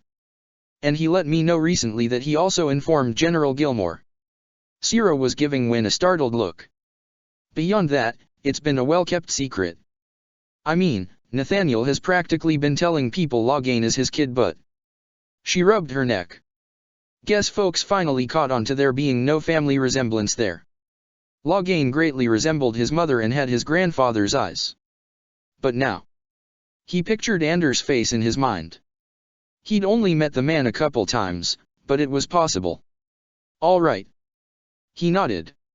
We'll deal with the rumors of his parentage. It's irrelevant anyway, since all his titles either come from him mother or he earned in his. He trailed off as he stared at Win. And the other part of the rumor. She was silent. Win. It's a spirit of valor. Not a demon. He's not an abomination.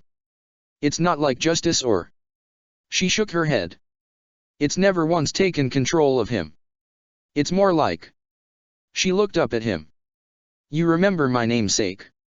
Andrastes ass. Burhan started pacing. She didn't have a choice, the spirit was literally keeping her alive and...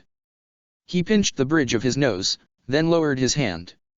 Earthamil and Razikael already know he's an abomination. Win's voice became fierce. He is not an abomination.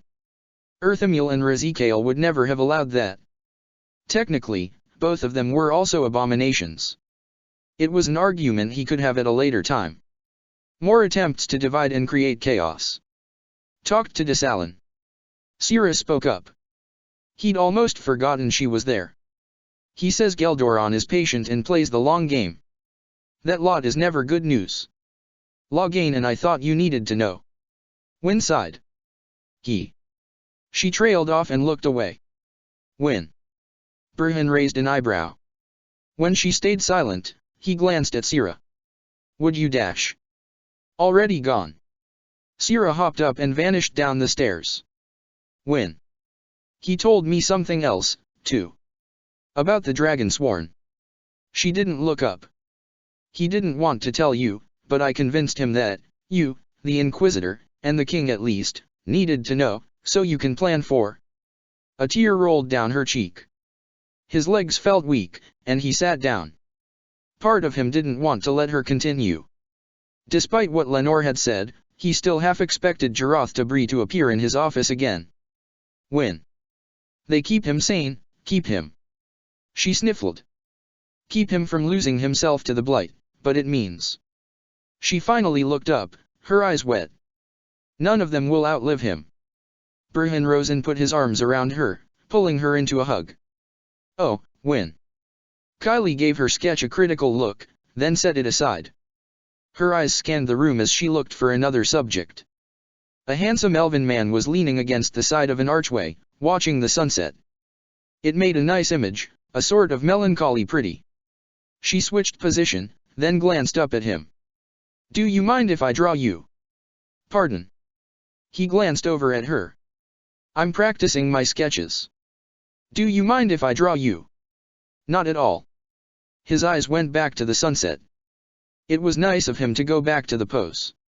She started working on the sketch, paying close attention to the intricate details of the bracelets he wore.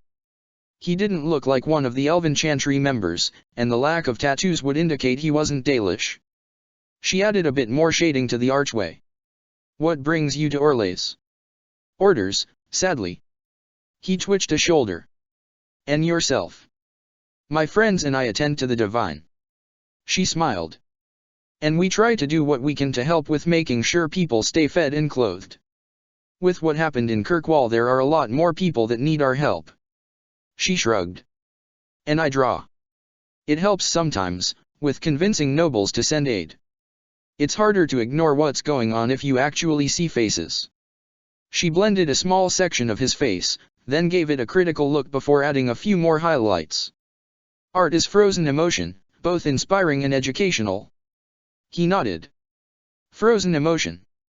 She straightened before looking up at him, then tilted her head. I like that. She looked at the drawing, then back up at him. That's why you caught my eye. You look sad about something. She raised an eyebrow. Can I help? He went still, then looked at her again. You have a good heart, Delenn. I hope the days to come do not break it. He straightened, stepping away from the archway. I was told Lady Seeker Pentagast intended to visit the divine this evening. Oh, no. She was going to, but she was called away. Kylie shook her head. I can give her a message for you, if you'd like. I hope that will not be necessary. He smiled down at her, then gestured with his hand before producing a flower from thin air. She grinned as he tucked it behind her ear. It seems I can take my leave without disturbing you or your friends any further. It was nice to meet you. She held out her hand, and he accepted the handshake. I'm Kylie, by the way. Kylie Rutherford. It was good to meet you, Kylie Rutherford. He gave a small bow before releasing her hand. They call me Dernthel.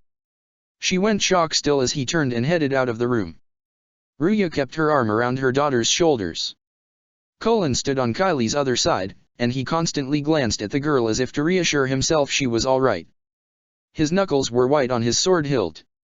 Salas looked down at the drawing, then nodded. You captured his likeness well. Make copies. Pass them around. Burhan's voice was tight. We need the guards on alert for him. Her eyes went to Cassandra. Anger was visible on the woman's face as she looked down at the drawing. If he comes within 100 feet of those girls again, make her help me, I will dash. I don't mean any offense, Seeker. From near the door, Abelis spoke up. But given his nature, it may be best to leave us to deal with him. The sentinel's hand rested on his own blade. Cassandra started to whirl on the man, fury still on her face. Burhan put a hand on her shoulder before she could say anything they'd all just regret later. We've lost good people to him already. We should be willing to combine efforts. Ruya looked up at Salas. Agreed. He nodded, shooting Abelis a look. The sentinel stepped back. He was sent to where it was believed Cassandra and Divine Victoria were meeting. It would be helpful if we knew which of the two were his primary target. If it was the Divine. Kylie spoke up. Why didn't he just go in there and kill her? She suddenly frowned. He said it was orders that brought him there. Noted. Salas exhaled. We know he was with Gelduaran in Denerim. He frowned, then tilted his head. Cassandra was a candidate for the Divine and would still be considered a strong choice. Cassandra snorted, and Salas continued without acknowledging it. It is possible Gelduran wanted to eliminate the Divine and the most Inquisition-friendly of her potential successors, thus creating a potential succession crisis, just like we had back with Corypheus. Burhan made a growling sound. Killing just one would do nothing for whatever plan he has.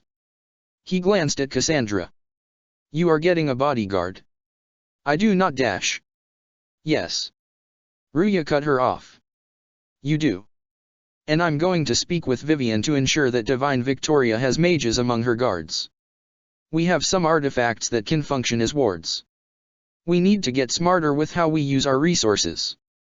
I have some additional resources I can provide as well. Salas nodded, then glanced down at the drawing before smiling at Kylie. And this gives us an advantage, Delenn. I'm glad I could do something to help. Gavarin paused in the hallway and leaned against the wall, forcing himself to take deep breaths. The beast had been close enough to Kylie to touch her. Magic crackled in his fingers, and he had to force himself to release it. T. He blinked at the voice, then turned to see Minov standing there, giving him a concerned look. No, thank you. It wasn't a question. Minov shook her head, then gestured for him to follow her. He shrugged, and did, sitting where she indicated and letting her pour him a steaming cup of tea. From the scent, it was the same tea she'd often served him and Kylie while tutoring them. Mikani just left for the Ferelden University. Realization struck. If he'd been that close to Kylie, then he'd only been a short distance from Telena as well. Are you alright? Tissalan has provided me with some research material on some of the creatures the Evan Eurus used to command. We haven't seen any yet, but it would be best to have a plan already, just in case. Minov sat down across from him and picked up her own cup. Kells has been flying all over checking our defenses. I haven't seen him more than a couple hours in the past week. You'd be welcome at the university as well. He smiled up at her. You'd like Tissalan. Your mother needs me here. She has too much to keep track of as it is. Minov shook her head. Josephine is on her way back as well, to assist with the negotiations. Just in case King Duncan can't pull a dragon out of thin air again. Mikani will be fine. Evelina is there, and they are about the same age. He took a drink of the tea, letting the soothing flavor do its job. You're going to keep safe out there? I'll try my dash. That also? She pointed at him. Wasn't a question. Yes, Aunt Minov. This meeting was going to be an exercise in tempers. Dorian glanced around the room. King Duncan had been wise enough to send a diplomat rather than come himself. Eleanor Kausland, the eldest of his cousins and heir to Highever. The young woman had been trained among the dwarves of Kal Hyrule, and thus far was holding her own despite her youth. She sat next to Kal Hyrule's own delegate, a young dwarven woman named Teresa Elik. Which was good. Lenore might have set Vivian on fire. Despite everything, it had almost been good to see the woman again. They'd spoken softly together shortly before the meeting, as the first enchanter had given her condolences for the loss of Iron Bull. Now, though, it was back to the claws. The mages are not simply dash. I remind you that you do not speak for all mages. Eleanor Kausland raised her chin. We are merely here to invite the mages you do speak for to stand with the mages of Ferelden, Kal Hyrule, and Tevinter with guarding our beloved divine. Vivian narrowed her eyes. Thus far, she and the Inquisitor hadn't spoken to each other as well. That too, was probably best. Some rifts wouldn't be healed, even with magic hands. I simply wish to ensure the mages themselves are safeguarded, as they are dealing with creatures that have a proved ability to tear the Fade. Abominations remain a constant threat. All the more reason why we need good, experienced mages. Terra spoke up. And strong Templars who can stand against the kind of magic we are dealing with. Kal Hyrule has volunteered to provide the extra lyrium to assist with this endeavor. Still there must dash. Vivian, my dear. Dorian sighed, and ran a hand down his face. Remaining outside this confederation until your demands are met gains you nothing. Quite simply, we can do this without you if you insist. When she looked up at him, he smiled. But joining gives you access to contacts among Tevinter and Kal Hyrule, both of which contain additional lore and prestige, plus the possibility of gaining your own supplies of lyrium and a chance at rare artifacts for study. He waved a hand. So just say yes before we both gain more gray hair. Before she could speak again, he continued. Also, I will remind you that Kal Hyrule boosts one of the best assassins guilds in Thedas and they already don't like you.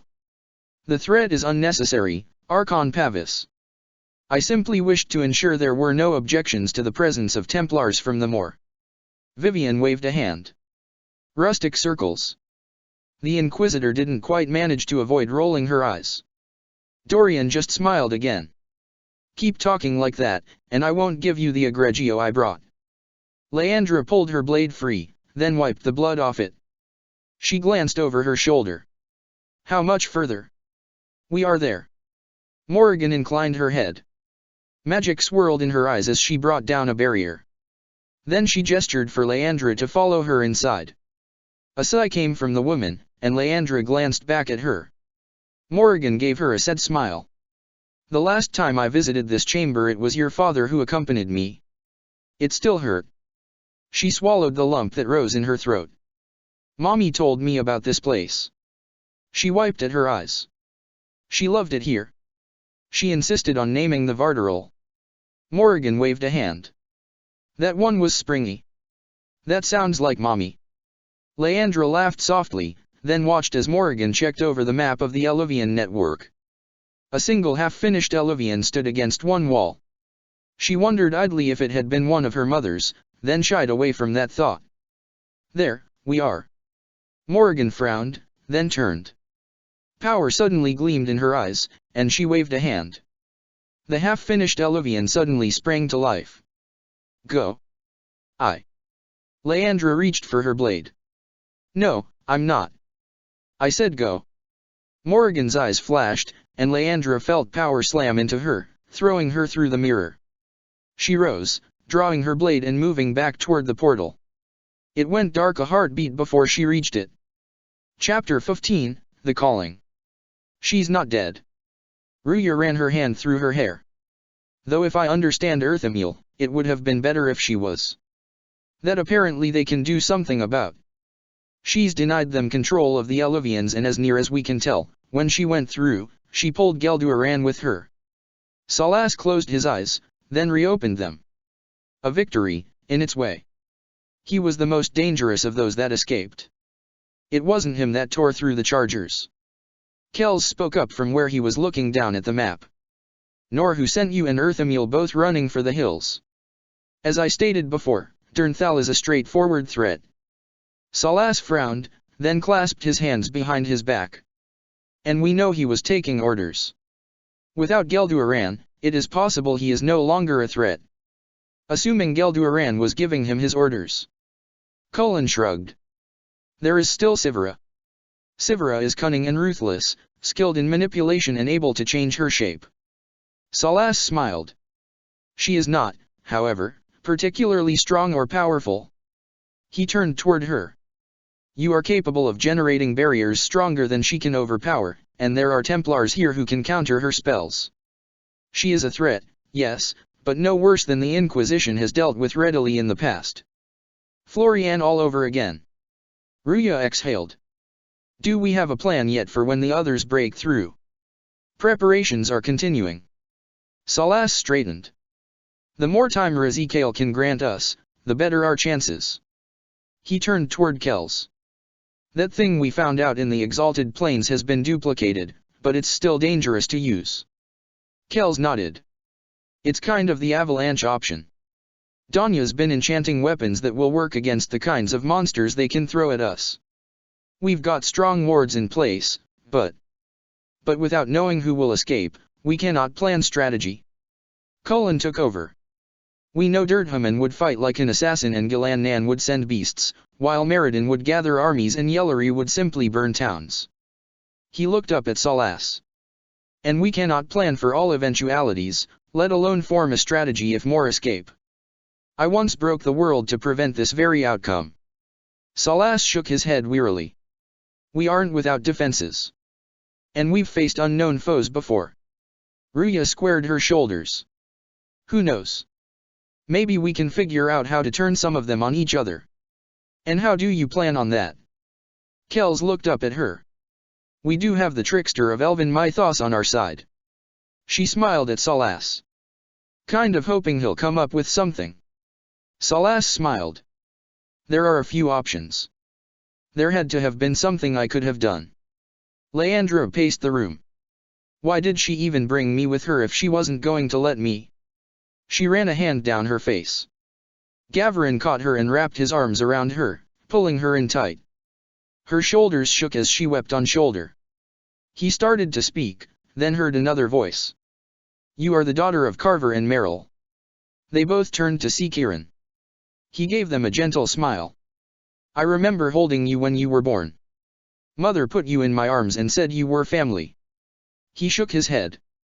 Mithil wanted to protect you. I was supposed to be protecting her. Leandra exhaled. Kieran, I'm so sorry. His eyes started to glow, and his voice changed. She is not dead, Delenn. In time, she will return to us. You did not fail her. He released Leandra and let her go into Earthamil's arms. A heartbeat later, Earthamil reached out a hand to him as well. He took it, and let the old god pull him into the hug. A lifetime had passed since the last time she'd been here. The air carried the scent of barely familiar spices along with salt. Sedita smiled. Her escort took her to the building that served Par Valen as a center of government, but they didn't get to the hall before she saw the man she'd come to meet. Arishik greeted her with a smile. Welcome, Kaden. Thank you for agreeing to meet with me. She smiled back. He gestured for the entourage to stay behind, then nodded for her to follow him. She did, and they entered the garden they'd often walked in on her last visit. There are formalities that must be observed. Always. She rolled her eyes, then smiled again. You look well. The dragon tooth still hung from his belt. And you look like you know why I'm here. We lost many Vidathari in Kirkwall. Arishik took a deep breath. You've come to speak of an alliance. Your people can't conquer the world if there is no world left. She folded her arms as she gazed up at him. The tide comes and goes, but we are dealing with those who have changed the sea. A small laugh escaped him. You always did get to the heart of a matter quickly. He straightened. But an alliance is not my decision alone. A war such as this takes more than soldiers. Us at Talibi? Sedita nodded. In war, victory. Arishik returned the nod. We don't need dash. That's not your decision. Have you forgotten that I'm the king of Ferelden? Duncan stared at her. You might be king. Annabel stared back. But I'm the griffin expert. Well, dash, he blinked, then looked to his left. Are you laughing? No. Jaroth shook his head. Absolutely not. Agatha copied the gesture. Wouldn't dream of it. Clara folded her arms. Yes. Nugget grinned, and the other three shot him a glare. Remind me to have all of you flogged. Duncan sighed, then looked back at Annabel. Fine. He grabbed the document out of her hand and signed it before shoving it back at her. You've talked with Gweren about the new bows, right? Have you forgotten I'm the griffin expert? Annabel raised an eyebrow at him. She folded the document carefully before sweeping out of the room. Did I dismiss her? He stared after her a moment, then turned toward his so-called friends. I don't remember dismissing her. Oh, 4. Nugget rolled his eyes. Would you two just dash? Clara and Agatha both slapped their hands over the dwarf's mouth. You three are dismissed. Jaroth coughed and made a shooing gesture. The women promptly dragged a protesting Nugget from the room. Why do you keep letting her in here? Duncan glared at him. The griffins are vital to Ferelden's defenses, Your Majesty. Jaroth gave him a pointed look. Ugh. Cullen whirled, blocking the blow. Burhan moved at his back, spinning a spear to give him cover. He caught the next blow on his shield, then lifted to create an opening to ram his sword home. Burhan's spear butt clipped the head of the next, sending him stumbling into his companion. Cullen moved in, finishing both off quickly. Burhan lowered his spear. Cullen felt himself laugh as they looked around at the small band of assassins. A couple old men, are we?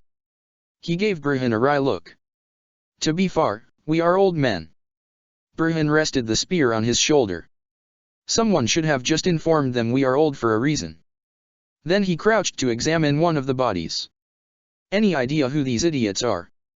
Cullen raised an eyebrow at the spymaster. I know who they are. It's who is behind them that I am still working on. Heroes. They are cultists. Blah blah murdered Anduril, blah blah Fenharil is evil, blah blah Inquisition is oppressing elves, blah blah archdemons, blah blah blah blah. Maybe you are getting old.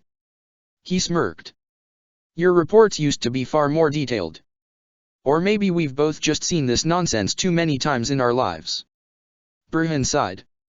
Remember that group that declared pet nugs were proof the divine was secretly an abomination? I remember Cassandra took a wound because she was laughing too hard to properly block. Cullen chuckled.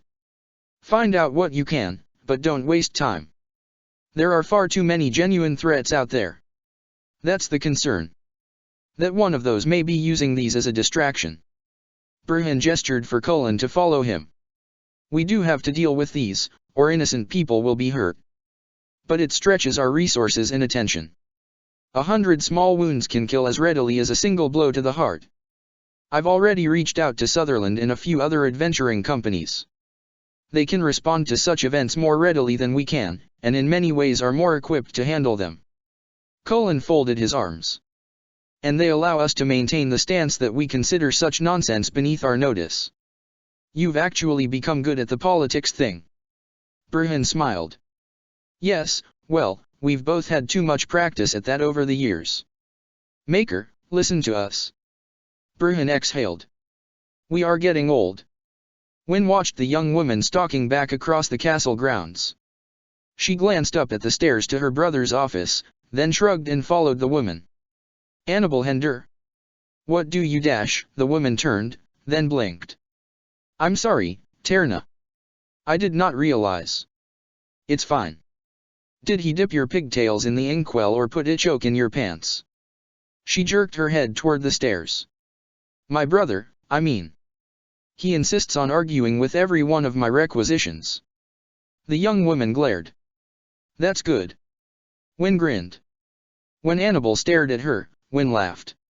It means he actually reads yours instead of just signing whatever Jaroth and Agatha hand him. Read them, and then made sure the young woman would have to present herself personally to argue them. Always gives you what you want in the end though, doesn't he? She looked down at the document she was carrying, then tilted her head at it. A thoughtful frown came to her face. Sometimes he increases it. Annabel sighed. I thought he and I were starting to become friends. She sighed, then put a hand on the other woman's shoulder and gestured for Annabel to walk with her. Yeah, he's a particular kind of idiot. Let me give you some advice. He called the second blade into his offhand, using it in conjunction with the blade made of actual steel. Then he let the blade vanish a heartbeat after parrying a blow. His opponent stumbled, and Neris tagged the man's leg. His opponent gave him a surprised look, then straightened before nodding in approval. The blood is strong in you, Delenn. Part of him wanted to remind the ancient elf that both of his parents had been former Tevinter slaves, and the man who'd given him his first lessons in magic a Ferelden farmer turned mage champion. He bit back the words instead and gave a small bow. Thank you. Neris is almost as troublesome a student as you were, Abelas. Tissalin's voice came from the side of the practice circle. Abelas's eyes narrowed. Is there anything else you'd like to see before you go? I think I've seen enough. Abelas nodded. Perhaps it is acceptable to teach some of the old ways to the young. He looked at Tissalin. I'd hoped to convince you to return to teaching our people. They are as welcome here as all others. Tissalin straightened. You could serve our people better by dash. These students. Tissalin squared his shoulders. Are my people, Delenn. Abelas said something in Elvish, to which Tissalin simply replied with a polite smile and a Dareth Shirel. Neris watched him go, then turned back to the Haran. You trained Abelas. A few lessons. Tissalin shrugged, then gestured for Junior and May to join the lesson. After a heartbeat, he waved Evelina over to The girl was no mage but was otherwise eager to learn. Junior sat on the grass, and Evelina quickly sat down next to him, leaning her head on his shoulder. She grinned at Neris when he sat next to her and wrapped her arm through his. To his surprise, Tissalan sat down with them. Neris's eyes widened when Tissalan gestured at a young girl, about Evelina's age. It took him a moment to recognize her as the newest student from the Inquisition, Mikani Marland. Which made her a cousin, really. He smiled at her as she coughed nervously, then looked down at the document in her hand. Okay, so study has revealed that in areas where the Veil has already shown signs of weakening, the local fauna is showing signs of. Loghain parried the blow, then sidestepped. Unsurprisingly, Jarath didn't fall for the subsequent feint. Instead, he caught Loghain's blade with his shield and made a new opening that Loghain only barely managed to close in time to avoid a blow. He stepped back, then laughed softly. Did you really kill Abelis? Jarath shrugged. To be fair, I did have Kirin backing me up in that fight. He lowered his blade, then gave Loghain a considering look. I remember Lenore saying you were all but dead on your feet, yet you were back up for combat only a few hours later.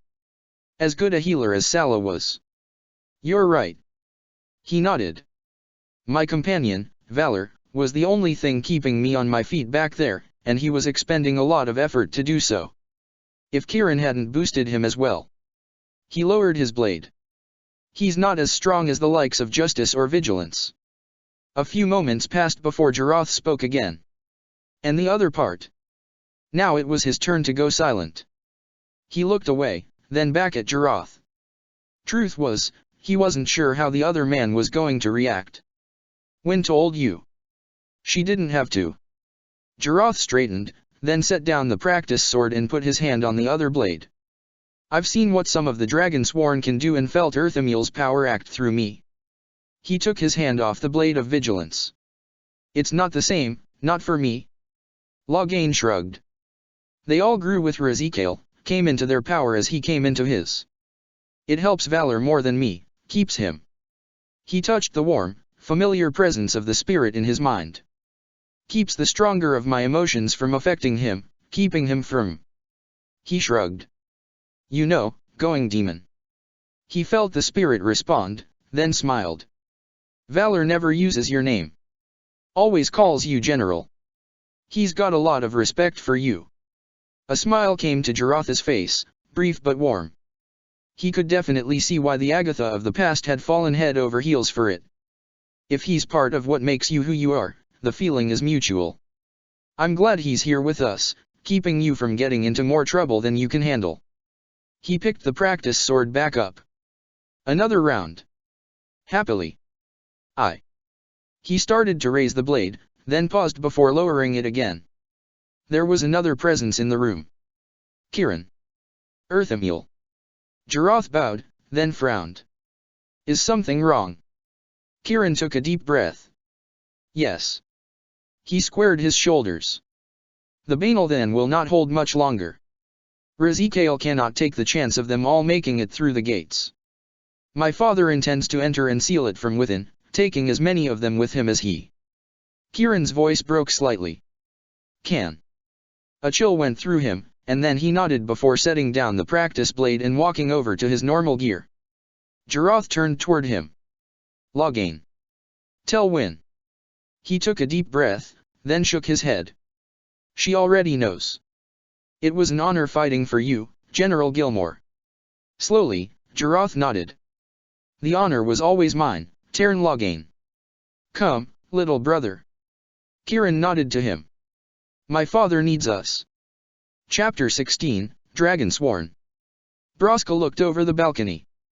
Kal Hirol was bustling more than usual. His eyes followed King Trian as the dwarven man walked with the ambassadors from Tevinter and Orlais. The forges were busy. He sighed and headed back into the building. Lily was sitting next to the fire, reading aloud from a book to a small group of attentive young dwarves. He waited for her to finish and the kids to scatter before approaching. Don't get up. She gave him a grateful look, then frowned. You've got your worried face on. Just heard from Agatha. He took a deep breath. The Dragonsworn are being called. She says young Loghain left last night. Broska rubbed the back of his neck. Did you ever meet Jarath Tabri? I cannot say I have. She shook her head. Scrawny little elf kid, pretty as a girl. Broska chuckled, then the sound died on his lips. Tough though. His head left one hell of a dent on shale. He swallowed. Well you know I ain't the praying sort, but if you wouldn't mind, I pray to the Maker to watch over them constantly. Over all of you. She smiled. As I have since the day you rescued me from Eonar. 'Appreciate it. He shrugged, then squared his shoulders. He's good, but he can't get all of them. Have Jowan call the expeditions back in. Now ain't the time to have apprentices traipsing the deep roads. Yes, my lord. She got to her feet and headed toward the little tower. He watched her go. Her limp was starting to get worse. After a moment, he exhaled, then started back toward his office. He was halfway there when a runner nearly ran into a wall before managing to stop in front of him. Lord Broska, King Trian sent me to fetch you. He said at once, my lord. At once. For a snot-nosed little brat, Trian was shaping up into quite the king. Broska nodded and started to follow the runner into the great hall. Then he stopped short, staring. He knew the man talking to Trian, he'd just never in his life expected to see him here. Broska took a deep breath, then walked over. Your Highness. Prince Endrin Ejikin, his very own nephew and heir to the throne of Orzammar, smiled. There were a dozen guards with him. Nowhere near the amount he should be traveling with. Paragon Broska. Endrin smiled. Uncle. Endrin drew himself to his full height, for a moment reminding him not of Belen or Rika, but of Setida. The kingdoms of the surface are setting aside ancient differences and uniting under a common banner against a danger that threatens us all. Endrin took a deep breath. We dwarves must do the same. Your father doesn't know you are here, does he? Broska tilted his head. My father drafts letters to insist that representatives come to him in Orzammar. Endrin shook his head. But we have turned our backs on our brethren for too long. He gave a small bow. It is long past time that we reached out to you. You are welcome in Kal Hirol, of course, cousin. Trian was grinning. And there are definitely some folks we need to introduce you to. Damn, but he wished Varric were here to see this. He wished he knew what to say. Before their little time travel, he'd actually thought Loghain was unworthy of his sister. Now that thought shamed him. Wyn. Shut it. Wyn took a deep breath, then lifted her chin defiantly. Your concern right now, Your Highness, should be on how to make sure this counts. That's the plan. Jarath spoke up, then turned as the doors opened. Fenharel. I have reinforced the veil everywhere I could. Fenharel nodded. I doubt we found all the weak points, but we should be able to avoid tears near any population centers. We'll take what we can get. Duncan squared his shoulders. And the other matter? We will be able to detect which ones escape the attack, and how many. Fenharel clasped his hands behind his back. I've laid a few traps that should prevent other terrors from coming through, perhaps even some of the weaker forgotten ones. Razikael is focusing his attack on Elgar'nan. The one that could defeat us outright. Wyn folded her arms. Yes, Terna. The Dragonsworn are going to grab as many of the rest as they can. Wyn shrugged. They should dash. We should not count too strongly on that, Terna. It is possible they may account for some of the weak dash.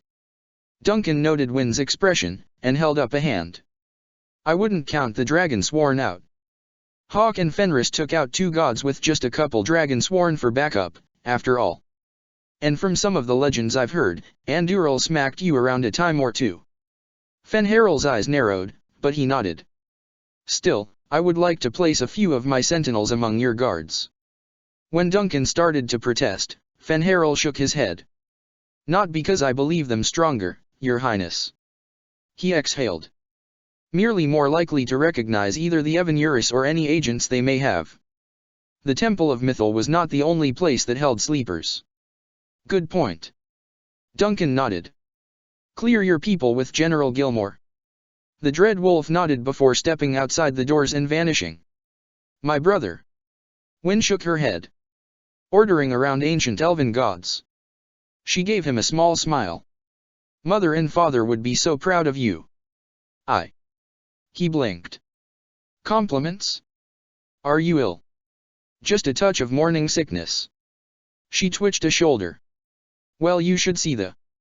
He blinked. Then he blinked again as the words echoed around his brain, bouncing off the insides of his skull. What?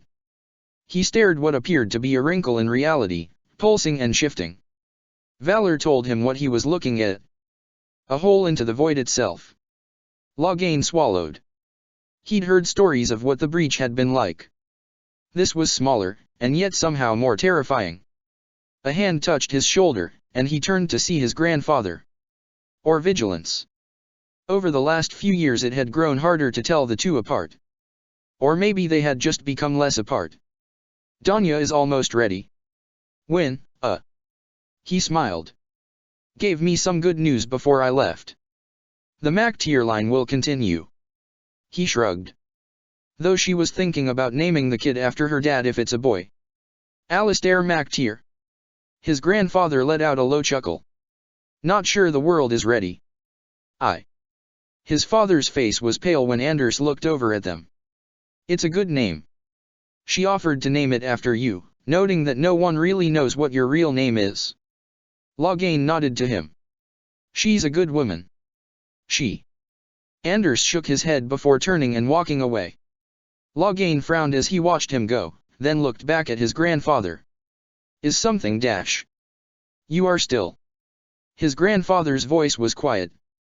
Curled in his lap while he reads a book. And you always will be. Pale blue eyes, a match for his own, gazed back at him calmly.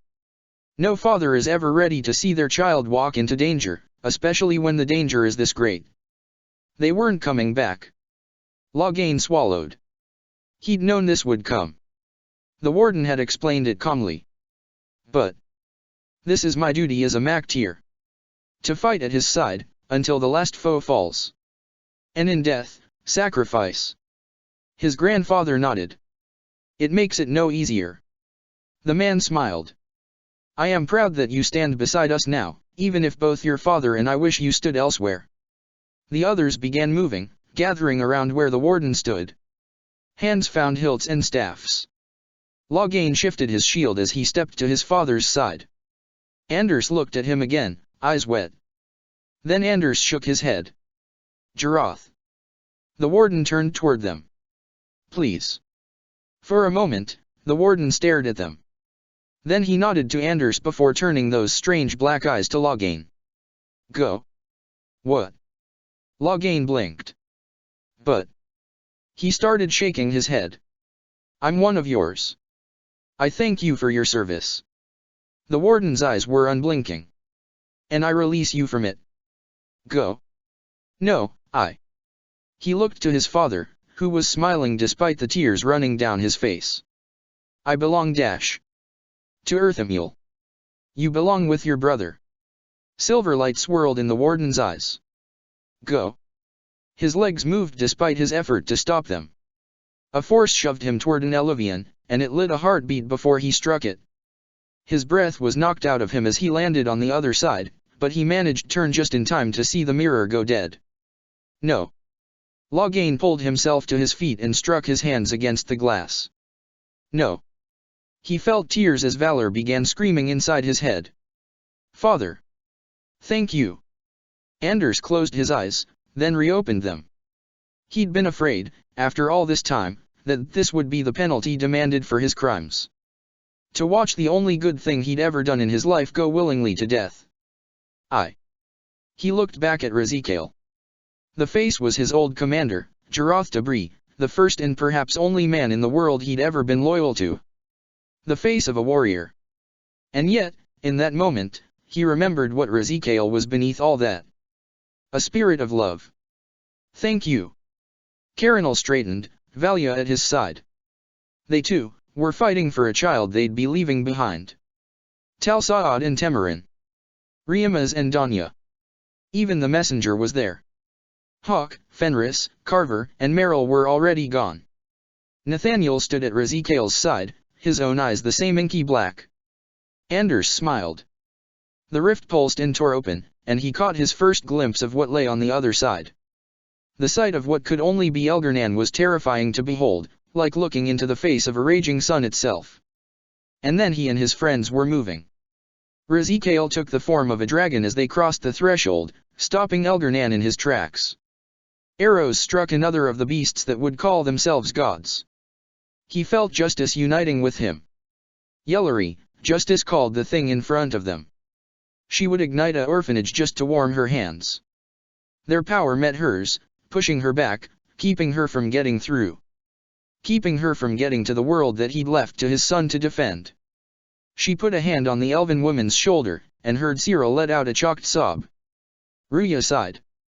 In the past years, she'd almost forgotten Danya was one of the Dragonsworn rather than the Inquisition's Arcanist.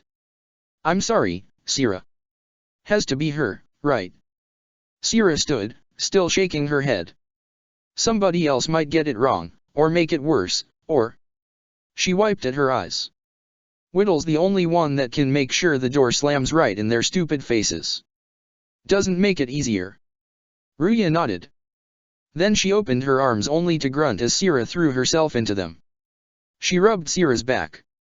We'll find a way to get her back. It's a one-way trip, innit? Sira shook her head. Sealing it so they can't crack it back and return, but means the good guys can't come back either. A tear rolled down her cheek. You be careful, right? 'Cause Raynor and Varric and Bull and now Whittle and... Sira wiped at her nose. You're all I got left. Ruya held Sira tighter. I miss them too. Nereus lowered his blade, then exhaled. Out of the corner of his eye, he saw Melina do the same. Junior frowned, then he tilted his head, concentrating to feel the same sensation. Melina swallowed, then swallowed again. He and Junior immediately went to her, reaching her as soon as the first sob escaped. Together, they held her tightly. Burhan leaned forward, his hands on his desk. He should feel something, but right now, he just felt numb. They won. Fenharel stood on the other side of the room. Fenharel, the Dread Wolf himself. The Dread Wolf and the Archdemon of the Fifth Blight were the only two powerful allies they had left. Elgar'nan is sealed on the other side. As is Phalandin, Durdhaman, Gil'an, and Sylvis. Burhan nodded. June is a question mark for now.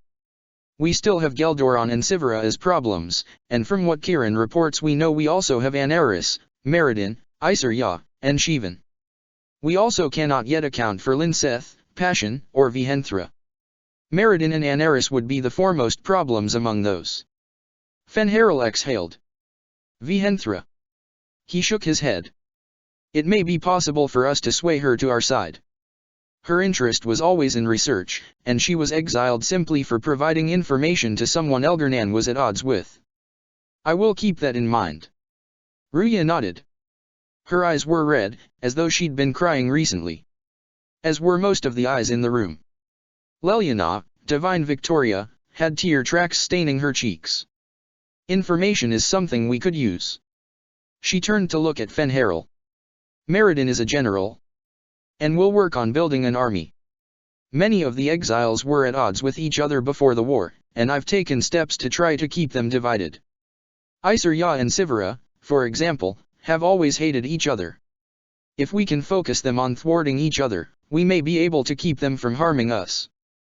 Fenharel gestured at the map. Well, they didn't call you the trickster for nothing. Lenore smiled. The problem with that is... Duncan folded his arms as he gazed across the table at Fenharel. One thing they are all going to be pretty united on is wanting to kick your ass, and this time around they know you're the enemy. A fair point. Fenharel inclined his head. Which is why I am here. You have all proved to be more than I anticipated. We also have Earthamil, and the Muse is a very different creature than they remember. His eyes went to the man behind Duncan. And there is you as well. I would place your magic on the same level as that of Shivan, and you already proved able to punch Sivera across a room. Gavarin twitched a shoulder. And almost had to be carried out of the room after. So did she. Burhan gave Gavarin a smile he hoped was encouraging. We've got a fair number of ass-kicking mages willing to work together. And that remains our advantage. Duncan squared his shoulders. We are united. He took a deep breath. Let's just hope it stays that way. He found Kiran in the top of the tower, staring at where the sky rolled with dark clouds. The young man turned, then his eyes started to glow. I remember when the consort gifted you and Mavra to me. Tissalan exhaled. You protected her until the end. He gave a bow. My service to you has always been willing. I have felt loss before. This is. Earthamule shook his head, then shook it again. This is different. It feels, it. Earthamule leaned his head back. It is more real now. Slowly, he extended his hand and placed it on Earthamule's shoulder. Earthamule turned to face him.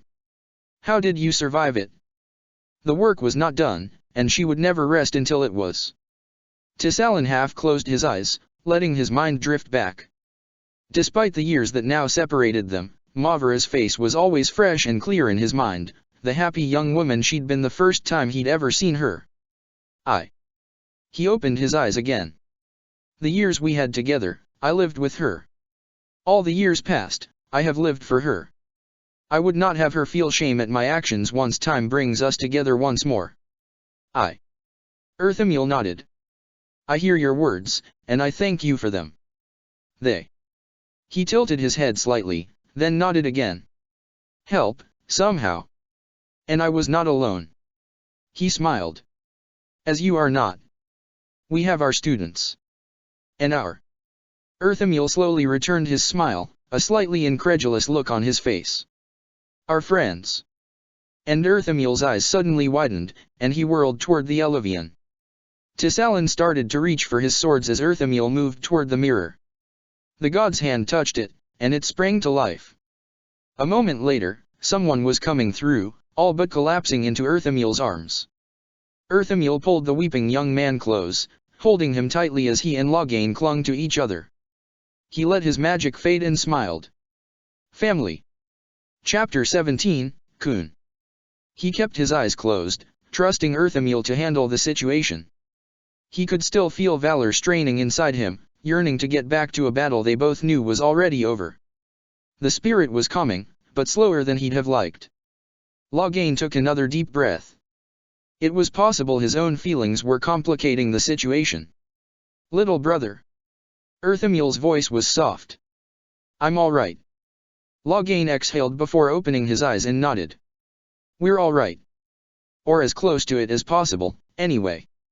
He blinked as a cup was handed to him and looked up to see Tissalan's concerned grey eyes. You saw that, then. I know what abominations look like, Delenn. Tissalan's voice was gentle. I saw none here. Loghain managed something resembling a smile before looking back at Earthamule. What about? They would die when the warden did. He'd known and accepted that, even been a little proud of it. Our fathers may be lost to us, little brother, but death is. Earthamule's hand was still on his shoulder. A matter far more complex in this situation. I still feel the shard within you, and yet. Earthamule tilted his head. It shifted when I touched it, flowing. It is there, but it is no longer attached to him. I think, perhaps. Earthamule bowed his head, then smiled. He passed it to us. The god's voice became slightly ragged. I have lost a father. He swallowed. But at least I have not also lost my brother. That time, he knew his smile was real. Earthamule returned it, then the glow faded and it was Kiran there. He started to open his mouth, and then Kiran was hugging him so tightly he almost couldn't breathe. Despite everything, he laughed. Glad to see you too. When Kiran released him, he stood. How long was I out of it? Only a few hours. Tissalan took the cup from him and refilled it. And thus far, it is only us that know the warden sent you back. He offered the cup back to us. There are clean clothes laid out for you, Delenn. And you could use a bath. He blinked, then looked down at himself. His clothing was in disarray, torn, and soaked through with sweat and possibly other things. Yeah. We will let you get presentable before we tell anyone you are here. Kiran nodded. Appreciate it. She leaned on the balcony. It was high enough that she wouldn't have been able to see over it if a small stool hadn't been placed for her. Set it aside as she watched the people go about their lives. At first glance, life in a Cunary city looked little different from any other city. She heard a sound behind her and turned. Things seemed to be going well, if slower than I'd like. If she hadn't known the man so well, she might have missed the flicker of expression that showed how irritated Arishik was becoming with the situation. It is complicated. It always is. She spoke his language, mostly to practice her accent. She hadn't spoken the language of the Kun in some years. Agreeing to the ceasefire is a good first step. It would be easier if your leadership would agree to follow aspects of the Kun. Arishik came to stand by her. Without our mages free to act, we don't stand a chance. And please don't make me kick your ass in front of everyone to prove our women can fight just fine. I'm still not convinced you are a woman. The corner of his mouth lifted just slightly. Senator rolled her eyes but smiled. Then she sighed. The understanding must be mutual. We will respect your ways but must have our own respected in turn. She turned to face him. You and I seemed to manage it. You placed some of the Kun on a foundation of stone and made me stronger for it. Arishik put a hand on her shoulder. We shall. A thudding sound outside the door drew both their attention. She put a hand on her sword hilt and noticed him do the same with his axe. There was only silence as they both stood still, waiting. After another moment, there was a polite-sounding knock on the door. Arishik looked down at her, and she gave a small shake of her head. He frowned, then nodded before slowly moving toward the door. Neither of their hands left their weapons. The door opened, and a handsome elven man in odd but elegant dress entered. He shut the door behind him, then smiled at them. Ah, this appears to be the right room. You are Arishik and the first warden, yes. I did not say you could enter. Arishik's eyes narrowed. I don't recall asking permission. The elven man smiled, then looked them both over. It is utterly fascinating what has become of your people. Dwarves, and the Cunary I believe you call yourselves now. A chill went down her spine, and she saw from the slight shift in Arishik's stance that he'd come to the same conclusion she had. This wasn't the one from the sketch the Inquisitor had sent. Who are you? I am Anaris. The elven man smiled. You will call me master. We will not. Arishik drew his axe. Anaris's smile only widened. And your people will call me their god. No. Duncan kept his voice firm and his gaze steady. I am not suggesting a course of action. Salas shook his head. Merely raising a concern we must acknowledge. I hate to admit it. Ruya sighed. The possibility of the shard inside Loghain being used to reopen the newly sealed prison was a frightening prospect. But he may have a point. If nothing else, some of the enemy may have the same thought. They may target him specifically. And they'll target you, and me, and him, and the divine, and... Duncan waved a hand. If we put everyone on the potential target list into a safe house there'd be nobody left to fight. And he has a point as well. Ruya turned to gaze at Salas. I would like to at least examine the possibility of it being true for Mishdash. No. Duncan folded his arms. You're high. What part of no are you having trouble understanding? He raised an eyebrow. Because it's a complete sentence. If the shard inside him can be used to reopen Dash, Salas's voice was patient, like he was trying to speak to a child. Definitely the wrong tactic to take with the young Ferelden king. That's Earthamil's concern. Duncan glared. Not yours. Perhaps he should withdraw from the field until Dash. Ruya held up a hand. I can't. Loghain's voice was quiet enough she almost didn't hear it. He'd been silent thus far. Excuse me. Ruya blinked before turning to him. Duncan raised an eyebrow at him as well. Loghain sighed, then gave a small shake of his head before rising. I can't withdraw from the fighting. There are other field commanders. Ruya gave him a gentle smile. That's not. Loghain took a deep breath, then for some reason shot King Duncan an apologetic look before turning back to Ruya. Inquisitor, I'm an abomination. I have a spirit of valor living inside my head, as much as part of me as my lungs. I feel him constantly, felt him when we were sent away from. He closed his eyes and took another deep breath. It would be kinder to kill us than to prevent us from fighting for our people. She swallowed. The young man was at risk of becoming a monster. She noticed the young king pale a little at Loghain's words. We can help Dash. He's right. Salas interrupted her. I'm sorry. I should have taken that into account. The consequences of turning him so far from his purpose, from his nature. Then we will trust Earthamil to monitor the situation. Ruya slowly nodded. Duncan put a hand on Loghain's shoulder, arresting his forward motion as soon as they were out from under the scrutiny of the Dread Wolf and the Inquisitor. Loghain. The other man sighed. I didn't want to have to tell you that. Well, you're an idiot. He tried to smile. When I promoted you to field commander, I thought you had a choice in the matter. Loghain turned to face him. I do. He exhaled. It's more complicated than. He shook his head. Valor and I influence each other. If I didn't want to be part of the fight, it wouldn't influence him so much, and he wouldn't influence me so. He looked down. I twist him as much as he twists me. But walking away, hiding, while my friends and family are fighting and dying to defend my home He swallowed. I can't do that. We can't do that. It's a spirit of valor for a reason. That time, he did smile. I get it. He hesitated a moment, then slowly spoke. There is the possibility of the separation ritual if Dash. No.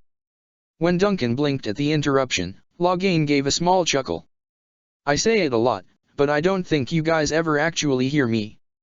He met Duncan's eyes. I wasn't conceived, Duncan. I was created.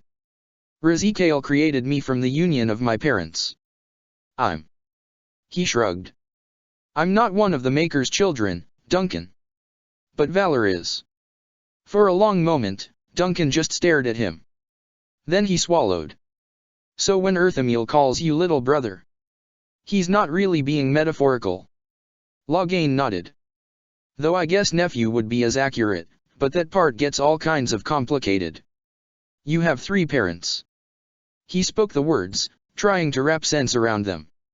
Aterna, an abomination, and a god. Yes. Loghain gave a long-suffering sigh. So, my sister's child. Duncan took another deep breath. The future Tern. He took another. Is part god. Yeah, I suppose. Loghain nodded. The child that, considering the fact I'm without issue, would be the heir to the Ferelden throne. Oh. Loghain took a step back. Yeah, you better get that wedding arranged and get that lady impregnated. Like, now. You. He let out all the breaths he'd taken. Asshole. She felt a hand take hers, and looked over to see Arishik.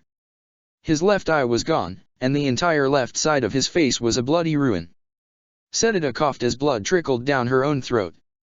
Anaris sat the wrong way on the chair before giving an annoyed sigh. Really, it would have been easier not to kill you. You are both accomplished generals. You would have been very useful. Arishik tried to say something but couldn't get the words out.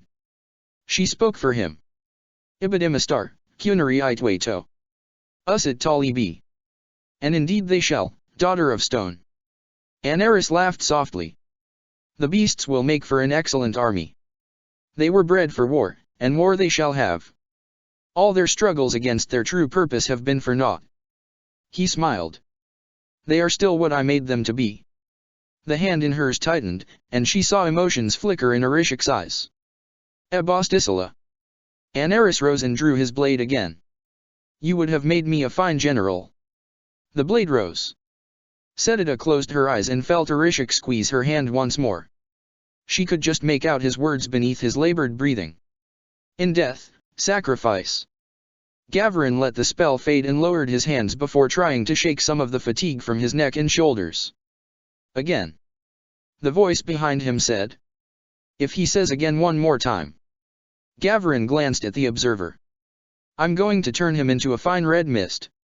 Enough, Lutris. Salas stepped forward and gestured for the sentinel to leave them. He has cast it perfectly the last 4 times. The sentinel glared at him but left. Gavarin exhaled. I don't think he likes me. He folded his arms. I'm struggling to understand the purpose of these exercises. I really don't see a lot of circumstances where I'm going to use a spell that shatters all of someone's teeth. I hope such circumstances never arise, Delenn. Salas nodded. Yet we believe Shivan was among those that escaped, and this spell was a favorite of hers. It would be best for you to gain greater understanding of our enemies. He smiled. Though should you encounter Shivan, the fine red mist you mentioned earlier would be a more appropriate response. Yeah. Gavarin managed a small smile of his own. You're probably right. He frowned. That spell didn't take a lot of power. Shivan was precise, not powerful. It is likely we will find her in the service of one of the others. But learning a few of their spells might help us to recognize her handiwork. He rubbed the back of his neck. Tissalan said something about her having tortured some of the others into madness. Indeed. Salas hesitated a moment, then exhaled. Razikael once saved Tissalan from that fate, and then gave him to Earthamil to keep him and his wife safe. That definitely explained Tissalan's reaction to meeting Earthamil again. Didn't mention that.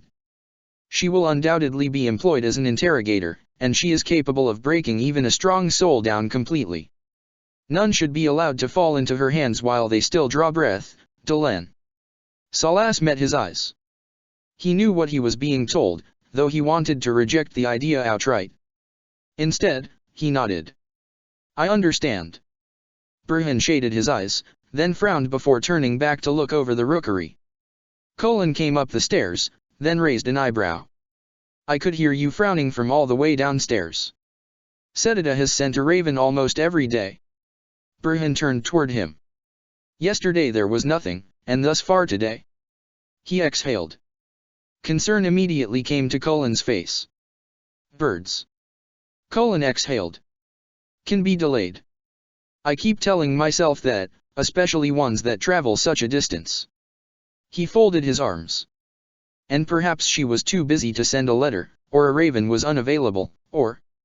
He sighed. It is too soon to worry, but we are going to worry. Colin straightened. Do you need additional guards with your messengers? No. Burhan frowned. I'm going to reach out to Talus, see if she's had news. Sedida knows the Khun well enough to avoid inadvertent insult in Shizbei Saladin. If something has gone wrong, he met Colin's eye. It's gone all the way wrong. I'll inform the Inquisitor we may have a problem. Colin nodded. I'll send a note to the Divine as well.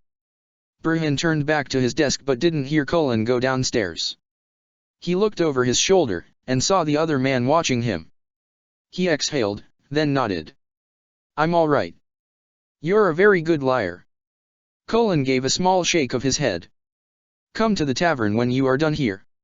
It'll be late. I know. Colin nodded before finally leaving. He sat down, then looked at the papers scattered on his desk. Sedida was the warden commander, effectively the first warden. She knew what she was doing. He wasn't worried for her as the ambassador. But right now, he was scared for his friend. He grabbed a piece of parchment and started to write. Leandra turned to look at the man next to her. From the set of his jaw, he was not happy about what he was seeing. Want me to stay here? Jarath strode forward to the altercation that was occurring. Okay. She looked back at where a few sentinels were quite clearly causing trouble. They did tend to treat her and Gavarin with a bit more respect than they did most humans. But Jarath probably wanted to set an example of diplomacy rather than let her. Her jaw fell open as Jarath walked right up to the leader of the sentinels, grabbed the man by the throat, kicked his legs out from under him, and slammed him into the ground. Both of the other sentinels reached for magic blades and she saw the magic vanish from their hands just as quickly as it had appeared. A smile came to her face as she folded her arms and leaned on the tree to watch. It seemed half the Ferelden army had stopped to do the same thing. In less than a minute, all 3 sentinels were on the ground with no sign they were getting back up any time soon. Jiroth waved at a fourth, who had wisely not joined his fellows, and instructed him to get the downed men out of his sight. Then he sent the other soldiers toward the medical tent before rejoining her. "I think I'm just a little in love with you, General." He rolled his eyes. "You were saying something about weapons." "Oh, right. We found another cache of those cannon things, but smaller than the last ones. I'm wondering if Terrasialik couldn't make them mobile or something." Jiroth tilted his head, and she could practically see him running battle scenarios in his mind. "I'll send her your way. Then I suggest in the future you not provoke him." "Trouble?" Cullen raised an eyebrow as he entered the room. Two frustrated-looking sentinels vacated as Salas turned around to face him. Salas laughed softly. 3 of them got into a fight with the Ferelden general. He met Cullen's gaze, amusement still dancing in his eyes. And lost quite handily. That brought a smile to his own face, though it faded a moment later. "Have you heard from your agents in Parvalen?" "I've heard Warden Commander Setida has made considerable progress toward an alliance, but..." Salas shook his head. "Nothing new in the past couple days. We haven't had any news either." Cullen rested his hands on his sword hilt. Slowly, Salas nodded. "We arranged an Eluvian. I will check in on the matter." "Thank you." Annabel frowned, then stepped back toward the door. The king was sitting, at his desk, his hands covering his face. "Your Highness." Duncan looked up, his expression startled. Then he smiled at her. "If you are not here about a requisition, you can come in. I was just walking by." She frowned as she entered. "Are you all right?" "Just sent a letter about." He leaned back. "Terna Anara arranged a marriage for me, with a member of Navarra's royal house. I had heard that. For some reason, Wynne had made a point of telling her about it. A cousin of Lady Seeker Cassandra Pentagast, yes. Cousin, or niece, or..." Duncan shook his head. "I'd need a lot of nails and string to figure out the Pentagast lineage." He gestured at the parchment on the desk. "Not that it matters anymore. She's called it off." She blinked. "She called it off. From the tone of the letter, I think I'm supposed to be insulted or something, but..." He let out a small laugh. "Frankly, it's something of relief. The thought of marrying a stranger was..." He trailed off, a strange expression on his face as he looked at her. Several seconds passed before she shook her head awkwardly. "Probably for the best." That sounded harsh. Her brain fumbled a moment, then she shrugged. Security for a state wedding right now would be a nightmare. "Oh." He winced before exhaling. "Yeah, I hadn't even thought about that part." Duncan rubbed the back of his neck. "I should figure out how to make an announcement of some kind and then..." A small smile came to her face. "Increase your guard to deal with all the matchmakers that want a moment of your time." His eyes went wide before he cringed a little. Then he rose, walked over to the small weapon display on the wall and grabbed the largest polearm there. He turned and offered it to her. "Use this, and do not leave my side for a moment." "Yes, Your Majesty." She rolled her eyes and grinned before taking the polearm from him and returning it to its mount. "That will definitely make it easier to discuss my requisitions." "Fine, but only if we do it over dinner."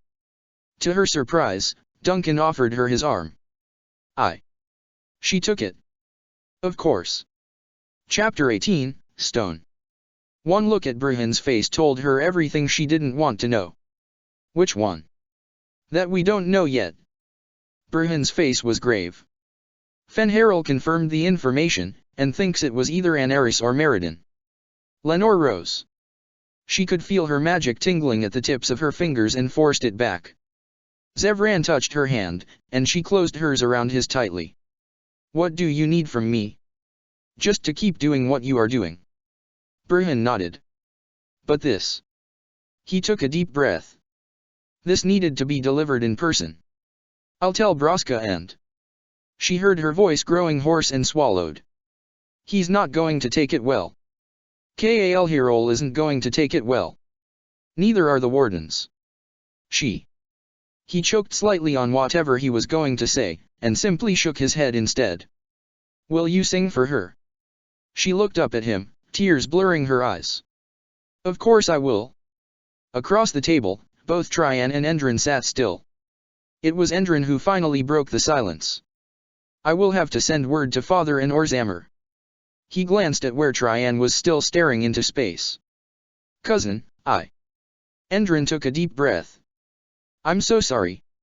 Trian closed his eyes, then reopened them to look back at Braska. Was it the Qunari? From what? Braska swallowed. From what Brujin was able to learn, the Orishik was killed at the same time. It was one of them, we just aren't sure which one.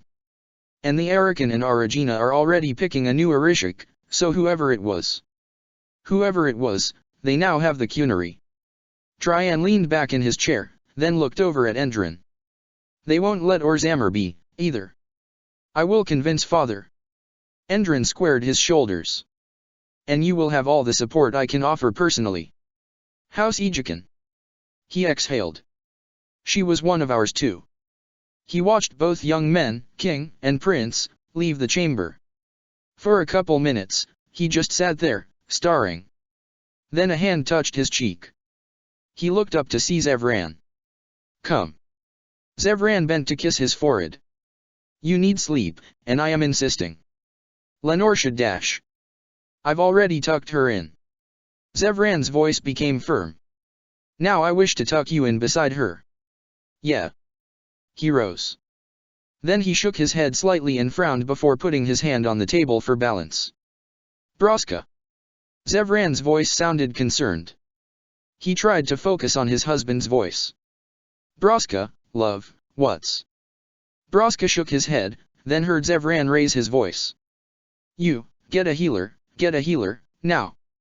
Braska felt himself laying on the ground, head cradled by Zevran. He looked up, his vision strangely blurred.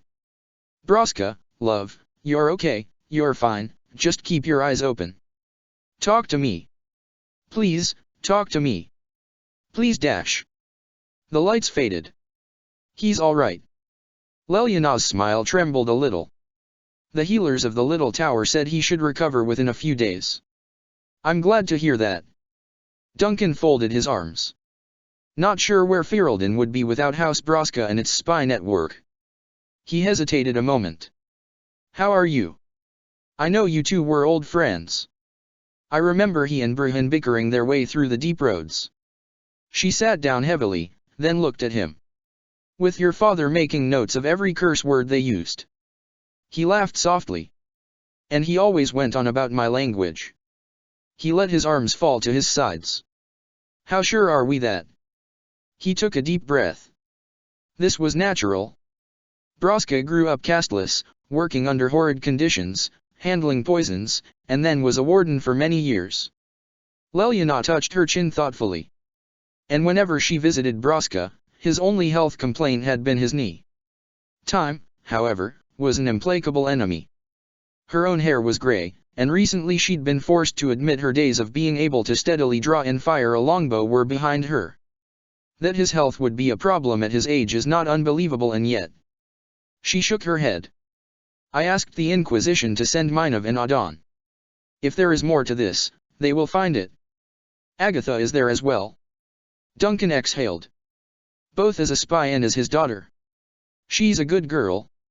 Lelyana started to say something else, and then there was a polite knock on the door.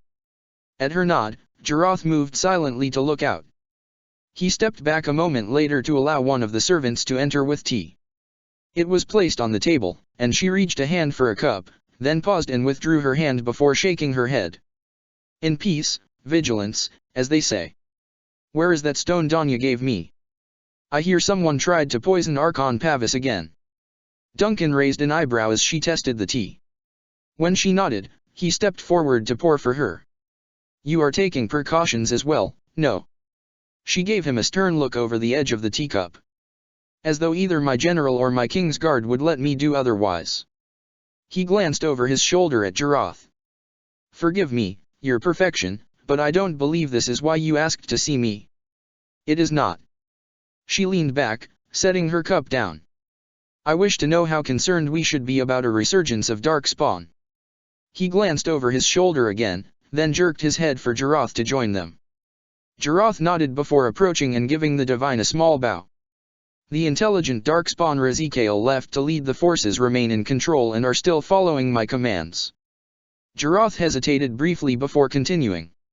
And it seems as long as I have this on me. He touched the hilt of the blade that hung at his side, and then her gaze fixed upon it. The only artifact of the reborn Razikael. They obey my commands, or at least the small groups I've had need to direct have. And others. She raised her eyes from the sword to Jarath's face. Jarath glanced at Duncan, and Duncan nodded. Jarath nodded back before continuing. The Darkspawn are not actively raiding or seeking trouble. They remain on guard where they were placed, securing a large portion of our least defensible border. But there have been violent encounters when their paths have been crossed. They can no longer be bypassed safely save with considerable distance. Both a defense and a threat then. It was not as she'd hoped, but not as bad as she had feared. She sighed, then her eyes went back to the blade. And none save yourself are safe from them. None that we are aware of, your perfection, though King Duncan remains immune to the taint and we still have active wardens as part of our Griffin patrols. For a moment, she was silent. There were other problems that must be considered. Ways the Evan Urus could wrest away what control they had of the Darkspawn. And no way, it seemed, for Ferelden's general to pass on the power Razikael had given him. She looked up at Jarath again. I would like you to begin planning to lead an expedition to investigate Luzakan. What? Duncan straightened, nearly dropping his teacup. You want him to what? I am sorry, Your Highness. Divine Victoria stood. But we just established he is the only one that can, no. Have you talked to Earthamule about this? Duncan glared. Not dash. Do so. He met her eyes. Before there is any further talk of this. If he does not agree with this plan, I will not allow it. That is not your decision, King Dash. It is. Jarath's voice was soft, and Leliana turned to face him, startled. You lead the Chantry, Divine Victoria. A Chantry of which I am no longer a member. He glanced at Duncan, whose face didn't seem less shocked than her own. I take orders from one throne. Ferelden's. For several seconds, there was silence. He'd always been such a biddable lad. His parents had been so proud when they'd dedicated him into the Chantry, and his sister had died when her faith had been used to manipulate her into betraying both country and brother. She slowly exhaled. Then it is Duncan, it seems, I must convince. And Earthamule. For a moment there, I thought she was going to call an exalted march on us. Jarath just shook his head as he followed Duncan. Duncan rolled his eyes. You know, everyone thinks you're the polite, well-mannered one. Remind them who I was named for. Jarath twitched a shoulder. Duncan's footsteps slowed, then stopped as his king turned to face him. How much is that, and how much is? Duncan's hesitation was as good as a shout. How much was dying? They are too intertwined to tell. Jarath sighed, then started walking again. With an annoyed grunt, Duncan followed, lengthening his stride until they were side by side. Loghain's not quite all right anymore either. I'm fine, Your High. How long have we known each other? Duncan glared at him. If I told the U of O, 2 years ago not counting time travel time, you'd glare down the divine in her own throne room, would you have believed it? 2 years ago, I would not have had need. Jarath closed his eyes briefly before reopening them. How is it you still believe in the Maker? Well, Duncan frowned. What's that supposed to mean? Humanity has called out, time and time again. Voices raised in prayer and Jarath waved a hand. You saw their faces when you called out to Earthamule and he answered. They knew what they were seeing. For the first time in thousands of years, there were gods that cared what happened to us and none. He gritted his teeth before continuing. None of them were the Maker, Duncan. Frankly, if he does exist, it's our forgiveness he should be begging. For several moments, Duncan just stared at him. Then he took a few deep breaths. But you don't feel that way about Fenharel. That's because he's an asshole. Duncan made a choking sound as he bit back a laugh. Okay, fair point, but what about Mythil? Not Mythil. Jarath shook his head. But Morrigan. Okay. Duncan slowly nodded. I think I get it. Not like the chant was ever really strong on my priority list, but... He shrugged. Guess it was always more about Androsta for me anyway. 1,000 years from now. Jarath reached out to put a hand on his shoulder. It's going to be a tie whether it's you or the Inquisitor filling that role. The horror coming to Duncan's face brought a small smile to his own. Better get a court bard. I don't disagree with your reasoning. Ruya took a deep breath. The problem is I also don't disagree with his. She leaned on her desk and looked up at the three people in her office. An ancient elven god, the leader of the new human religion, and a reborn relic of something new entirely.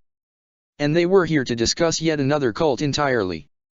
She focused her gaze at the man all the way to her left. He was glowing. And I would really like his. Salas glanced at Divine Victoria, then nodded. As would I. As an ally, he was resolute. Earthamil's voice was soft. As a brother, he was unwavering. As an enemy, he was implacable. And in each, it is true for Luzakin as it was for the Watchman. It was hard to tell if those eyes were calm, though the face looked composed enough. The one thing I have never known him to be was apathetic. That didn't help. You're saying the one thing we can pretty much count on him not being is an uninvolved party. Ruya ran a hand down her face. Yes, Inquisitor. Earthamil visibly hesitated, then exhaled. I would prefer if he were left to sleep. I have already slain one sibling. I have no wish to go to war with another. There are still Darkspawn seeking him. Divine Victoria folded her arms. Jarazicael was unable to prevent that. I know. And adding another blight to the problems we already face remains the worst-case scenario. Earthamil shook his head. If we awoke him, I could perhaps reason with him. And there is another possibility. I'm listening. Ruya raised an eyebrow at him. It is possible we could do for him what was done for Razicael and myself. She frowned in confusion, then saw Salas's eyes widen. You are suggesting finding Luzakin a mortal host. Kirin provides me with a far greater understanding of this world. A tie to it I may not otherwise have. Without him. Earthamil frowned. I remember caring about those that followed me, and yet it is different now. He met her eyes. Before, I had devotees. Now, I have friends. Family.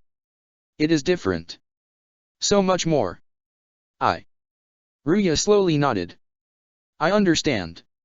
She rubbed her hand against her prosthetic. But that idea has an entirely new set of complications. Who even would we? She shook her head. The logical choice. Salas's voice sounded reluctant. Would be dash. No. Earthamil's eyes flashed as he glared. She was opening her mouth to ask when the realization hit. Gavrin. You were about to suggest Gavrin. Yes. Salas nodded. As an example of why it would be a poor idea. The best choices are those we can ill afford to lose. Even the consequences of success could be devastating. He turned his gaze to Earthamil. As you realize. Reluctantly, Earthamil nodded. I must concede that point. Good. Divine Victoria's voice sounded as disturbed as Ruya felt. Neris demonstrated the move for Evelina, then smiled as she fumbled her way through it. He doubted his little niece would ever be a warrior, but she should at least be able to defend herself. Junior moved in to spar with her, going into ridiculous death throes at her glancing hit. Melina snickered, then moved to help another of the students. He stepped back, then felt someone move in beside him and turned to see Desalin. Harin. He frowned. I take it there is news. There has been an increase in demon attacks near the hinterlands. Desalin nodded. The Inquisition is starting to mobilize for war. We knew that was coming. He took a deep breath. You need not ask, Delenn. Desalin gave him a sad smile. General Cullen has already asked if I have students that can bolster their forces. I offered him your names. His eyes widened, and he smiled. We will make you proud, Haran. I am already proud of you, Delenn. Tissalan put a hand on his shoulder. As no doubt your fathers are. He exhaled. Loghain sent weapons for you. Take some time to practice with them before the general calls for you. We will. Thank you. And remind Junior. Tissalan glanced at where Varric was still laying on the ground, insisting he was dead despite Evelina and a couple other children tickling him. There are still those who may take offense at his particular talents. I'll remind him to keep his singing in check. Nerys grinned as Tissalan rolled his eyes, then his smile faded. I'll watch out for them, Haran. I know. Cullen sighed. He vaguely remembered a time when he'd felt eagerness for battle. It felt like several lifetimes ago. There were veterans among the gathered soldiers, but far too many of the faces looked like no more than children to him. It didn't help that his own son was right in the thick of things. He turned his attention away from the drilling soldiers and back to the man leaning over the map. What do we know?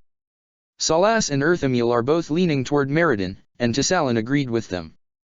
Burhan frowned. Which, if my understanding is correct, is not good news. These attacks are most likely tests then, figuring out our tactics and responses. Cullen moved one of the markers. At least they don't appear to be going after strategic points. Salas pointed out that they are still acclimating and noted that some of these areas used to be very strategic points. Burhan added a few new markers. These used to be major thoroughfares, points that if held gave strong control of this entire region. They aren't anymore, at least not unless a lot of things shift, but if they don't know that yet, they will soon enough. Cullen shook his head. Tissalan also suggested that the apparent misunderstanding could also be a ruse. Burhan shrugged. He managed a smile. Paranoia may just run in the bloodline. Burhan rolled his eyes and straightened. True, but that doesn't mean he's wrong. He exhaled. If we shore up vital points, that shows them where the vital points are. If we don't, we have weak points. I'm going to shore up more than just the most vital points. We have a lot more Templar mage units than we used to, and fighting demons is what they do best. He looked up as someone else entered. Kells. He nodded in greeting. General. Kells smiled, then his face took on an annoyed expression. A few more attacks on our supply lines. No great losses, but a few delays. Looks more like bandits than demons though. He glanced at Burhan hesitantly. And by bandits you mean Dalish? Burhan made a frustrated sound. Either we are wrong about which escaped, or one of the Forgotten Ones is masquerading as Phalandin and rallying some of the more foolish members of my people to them. Do what you can to counter that. I'm trying. Burhan shoved himself back from the table. But unfortunately, the only elven god we've got on our side is the one our mythos considers to be the great liar and traitor. He folded his arms. Which is undoubtedly why one of their first actions was to neutralize Mythal. Kells shifted his weight, then stepped back when they both turned to him. Then he shrugged. I mean, what's stopping us from doing the same thing? When they both continued looking at him, he shrugged again. I mean, we've got sentinels and folks like Tissalan. Why not start our own rumors that one of them, or even you sir? He nodded to Burhan. Is Durdhaman or something? That's. Cullen tilted his head before looking at Burhan. Not the worst idea. Which frankly just goes to show how many bad ideas we've heard. Burhan ran a hand down his face. Check the description for the links to the author.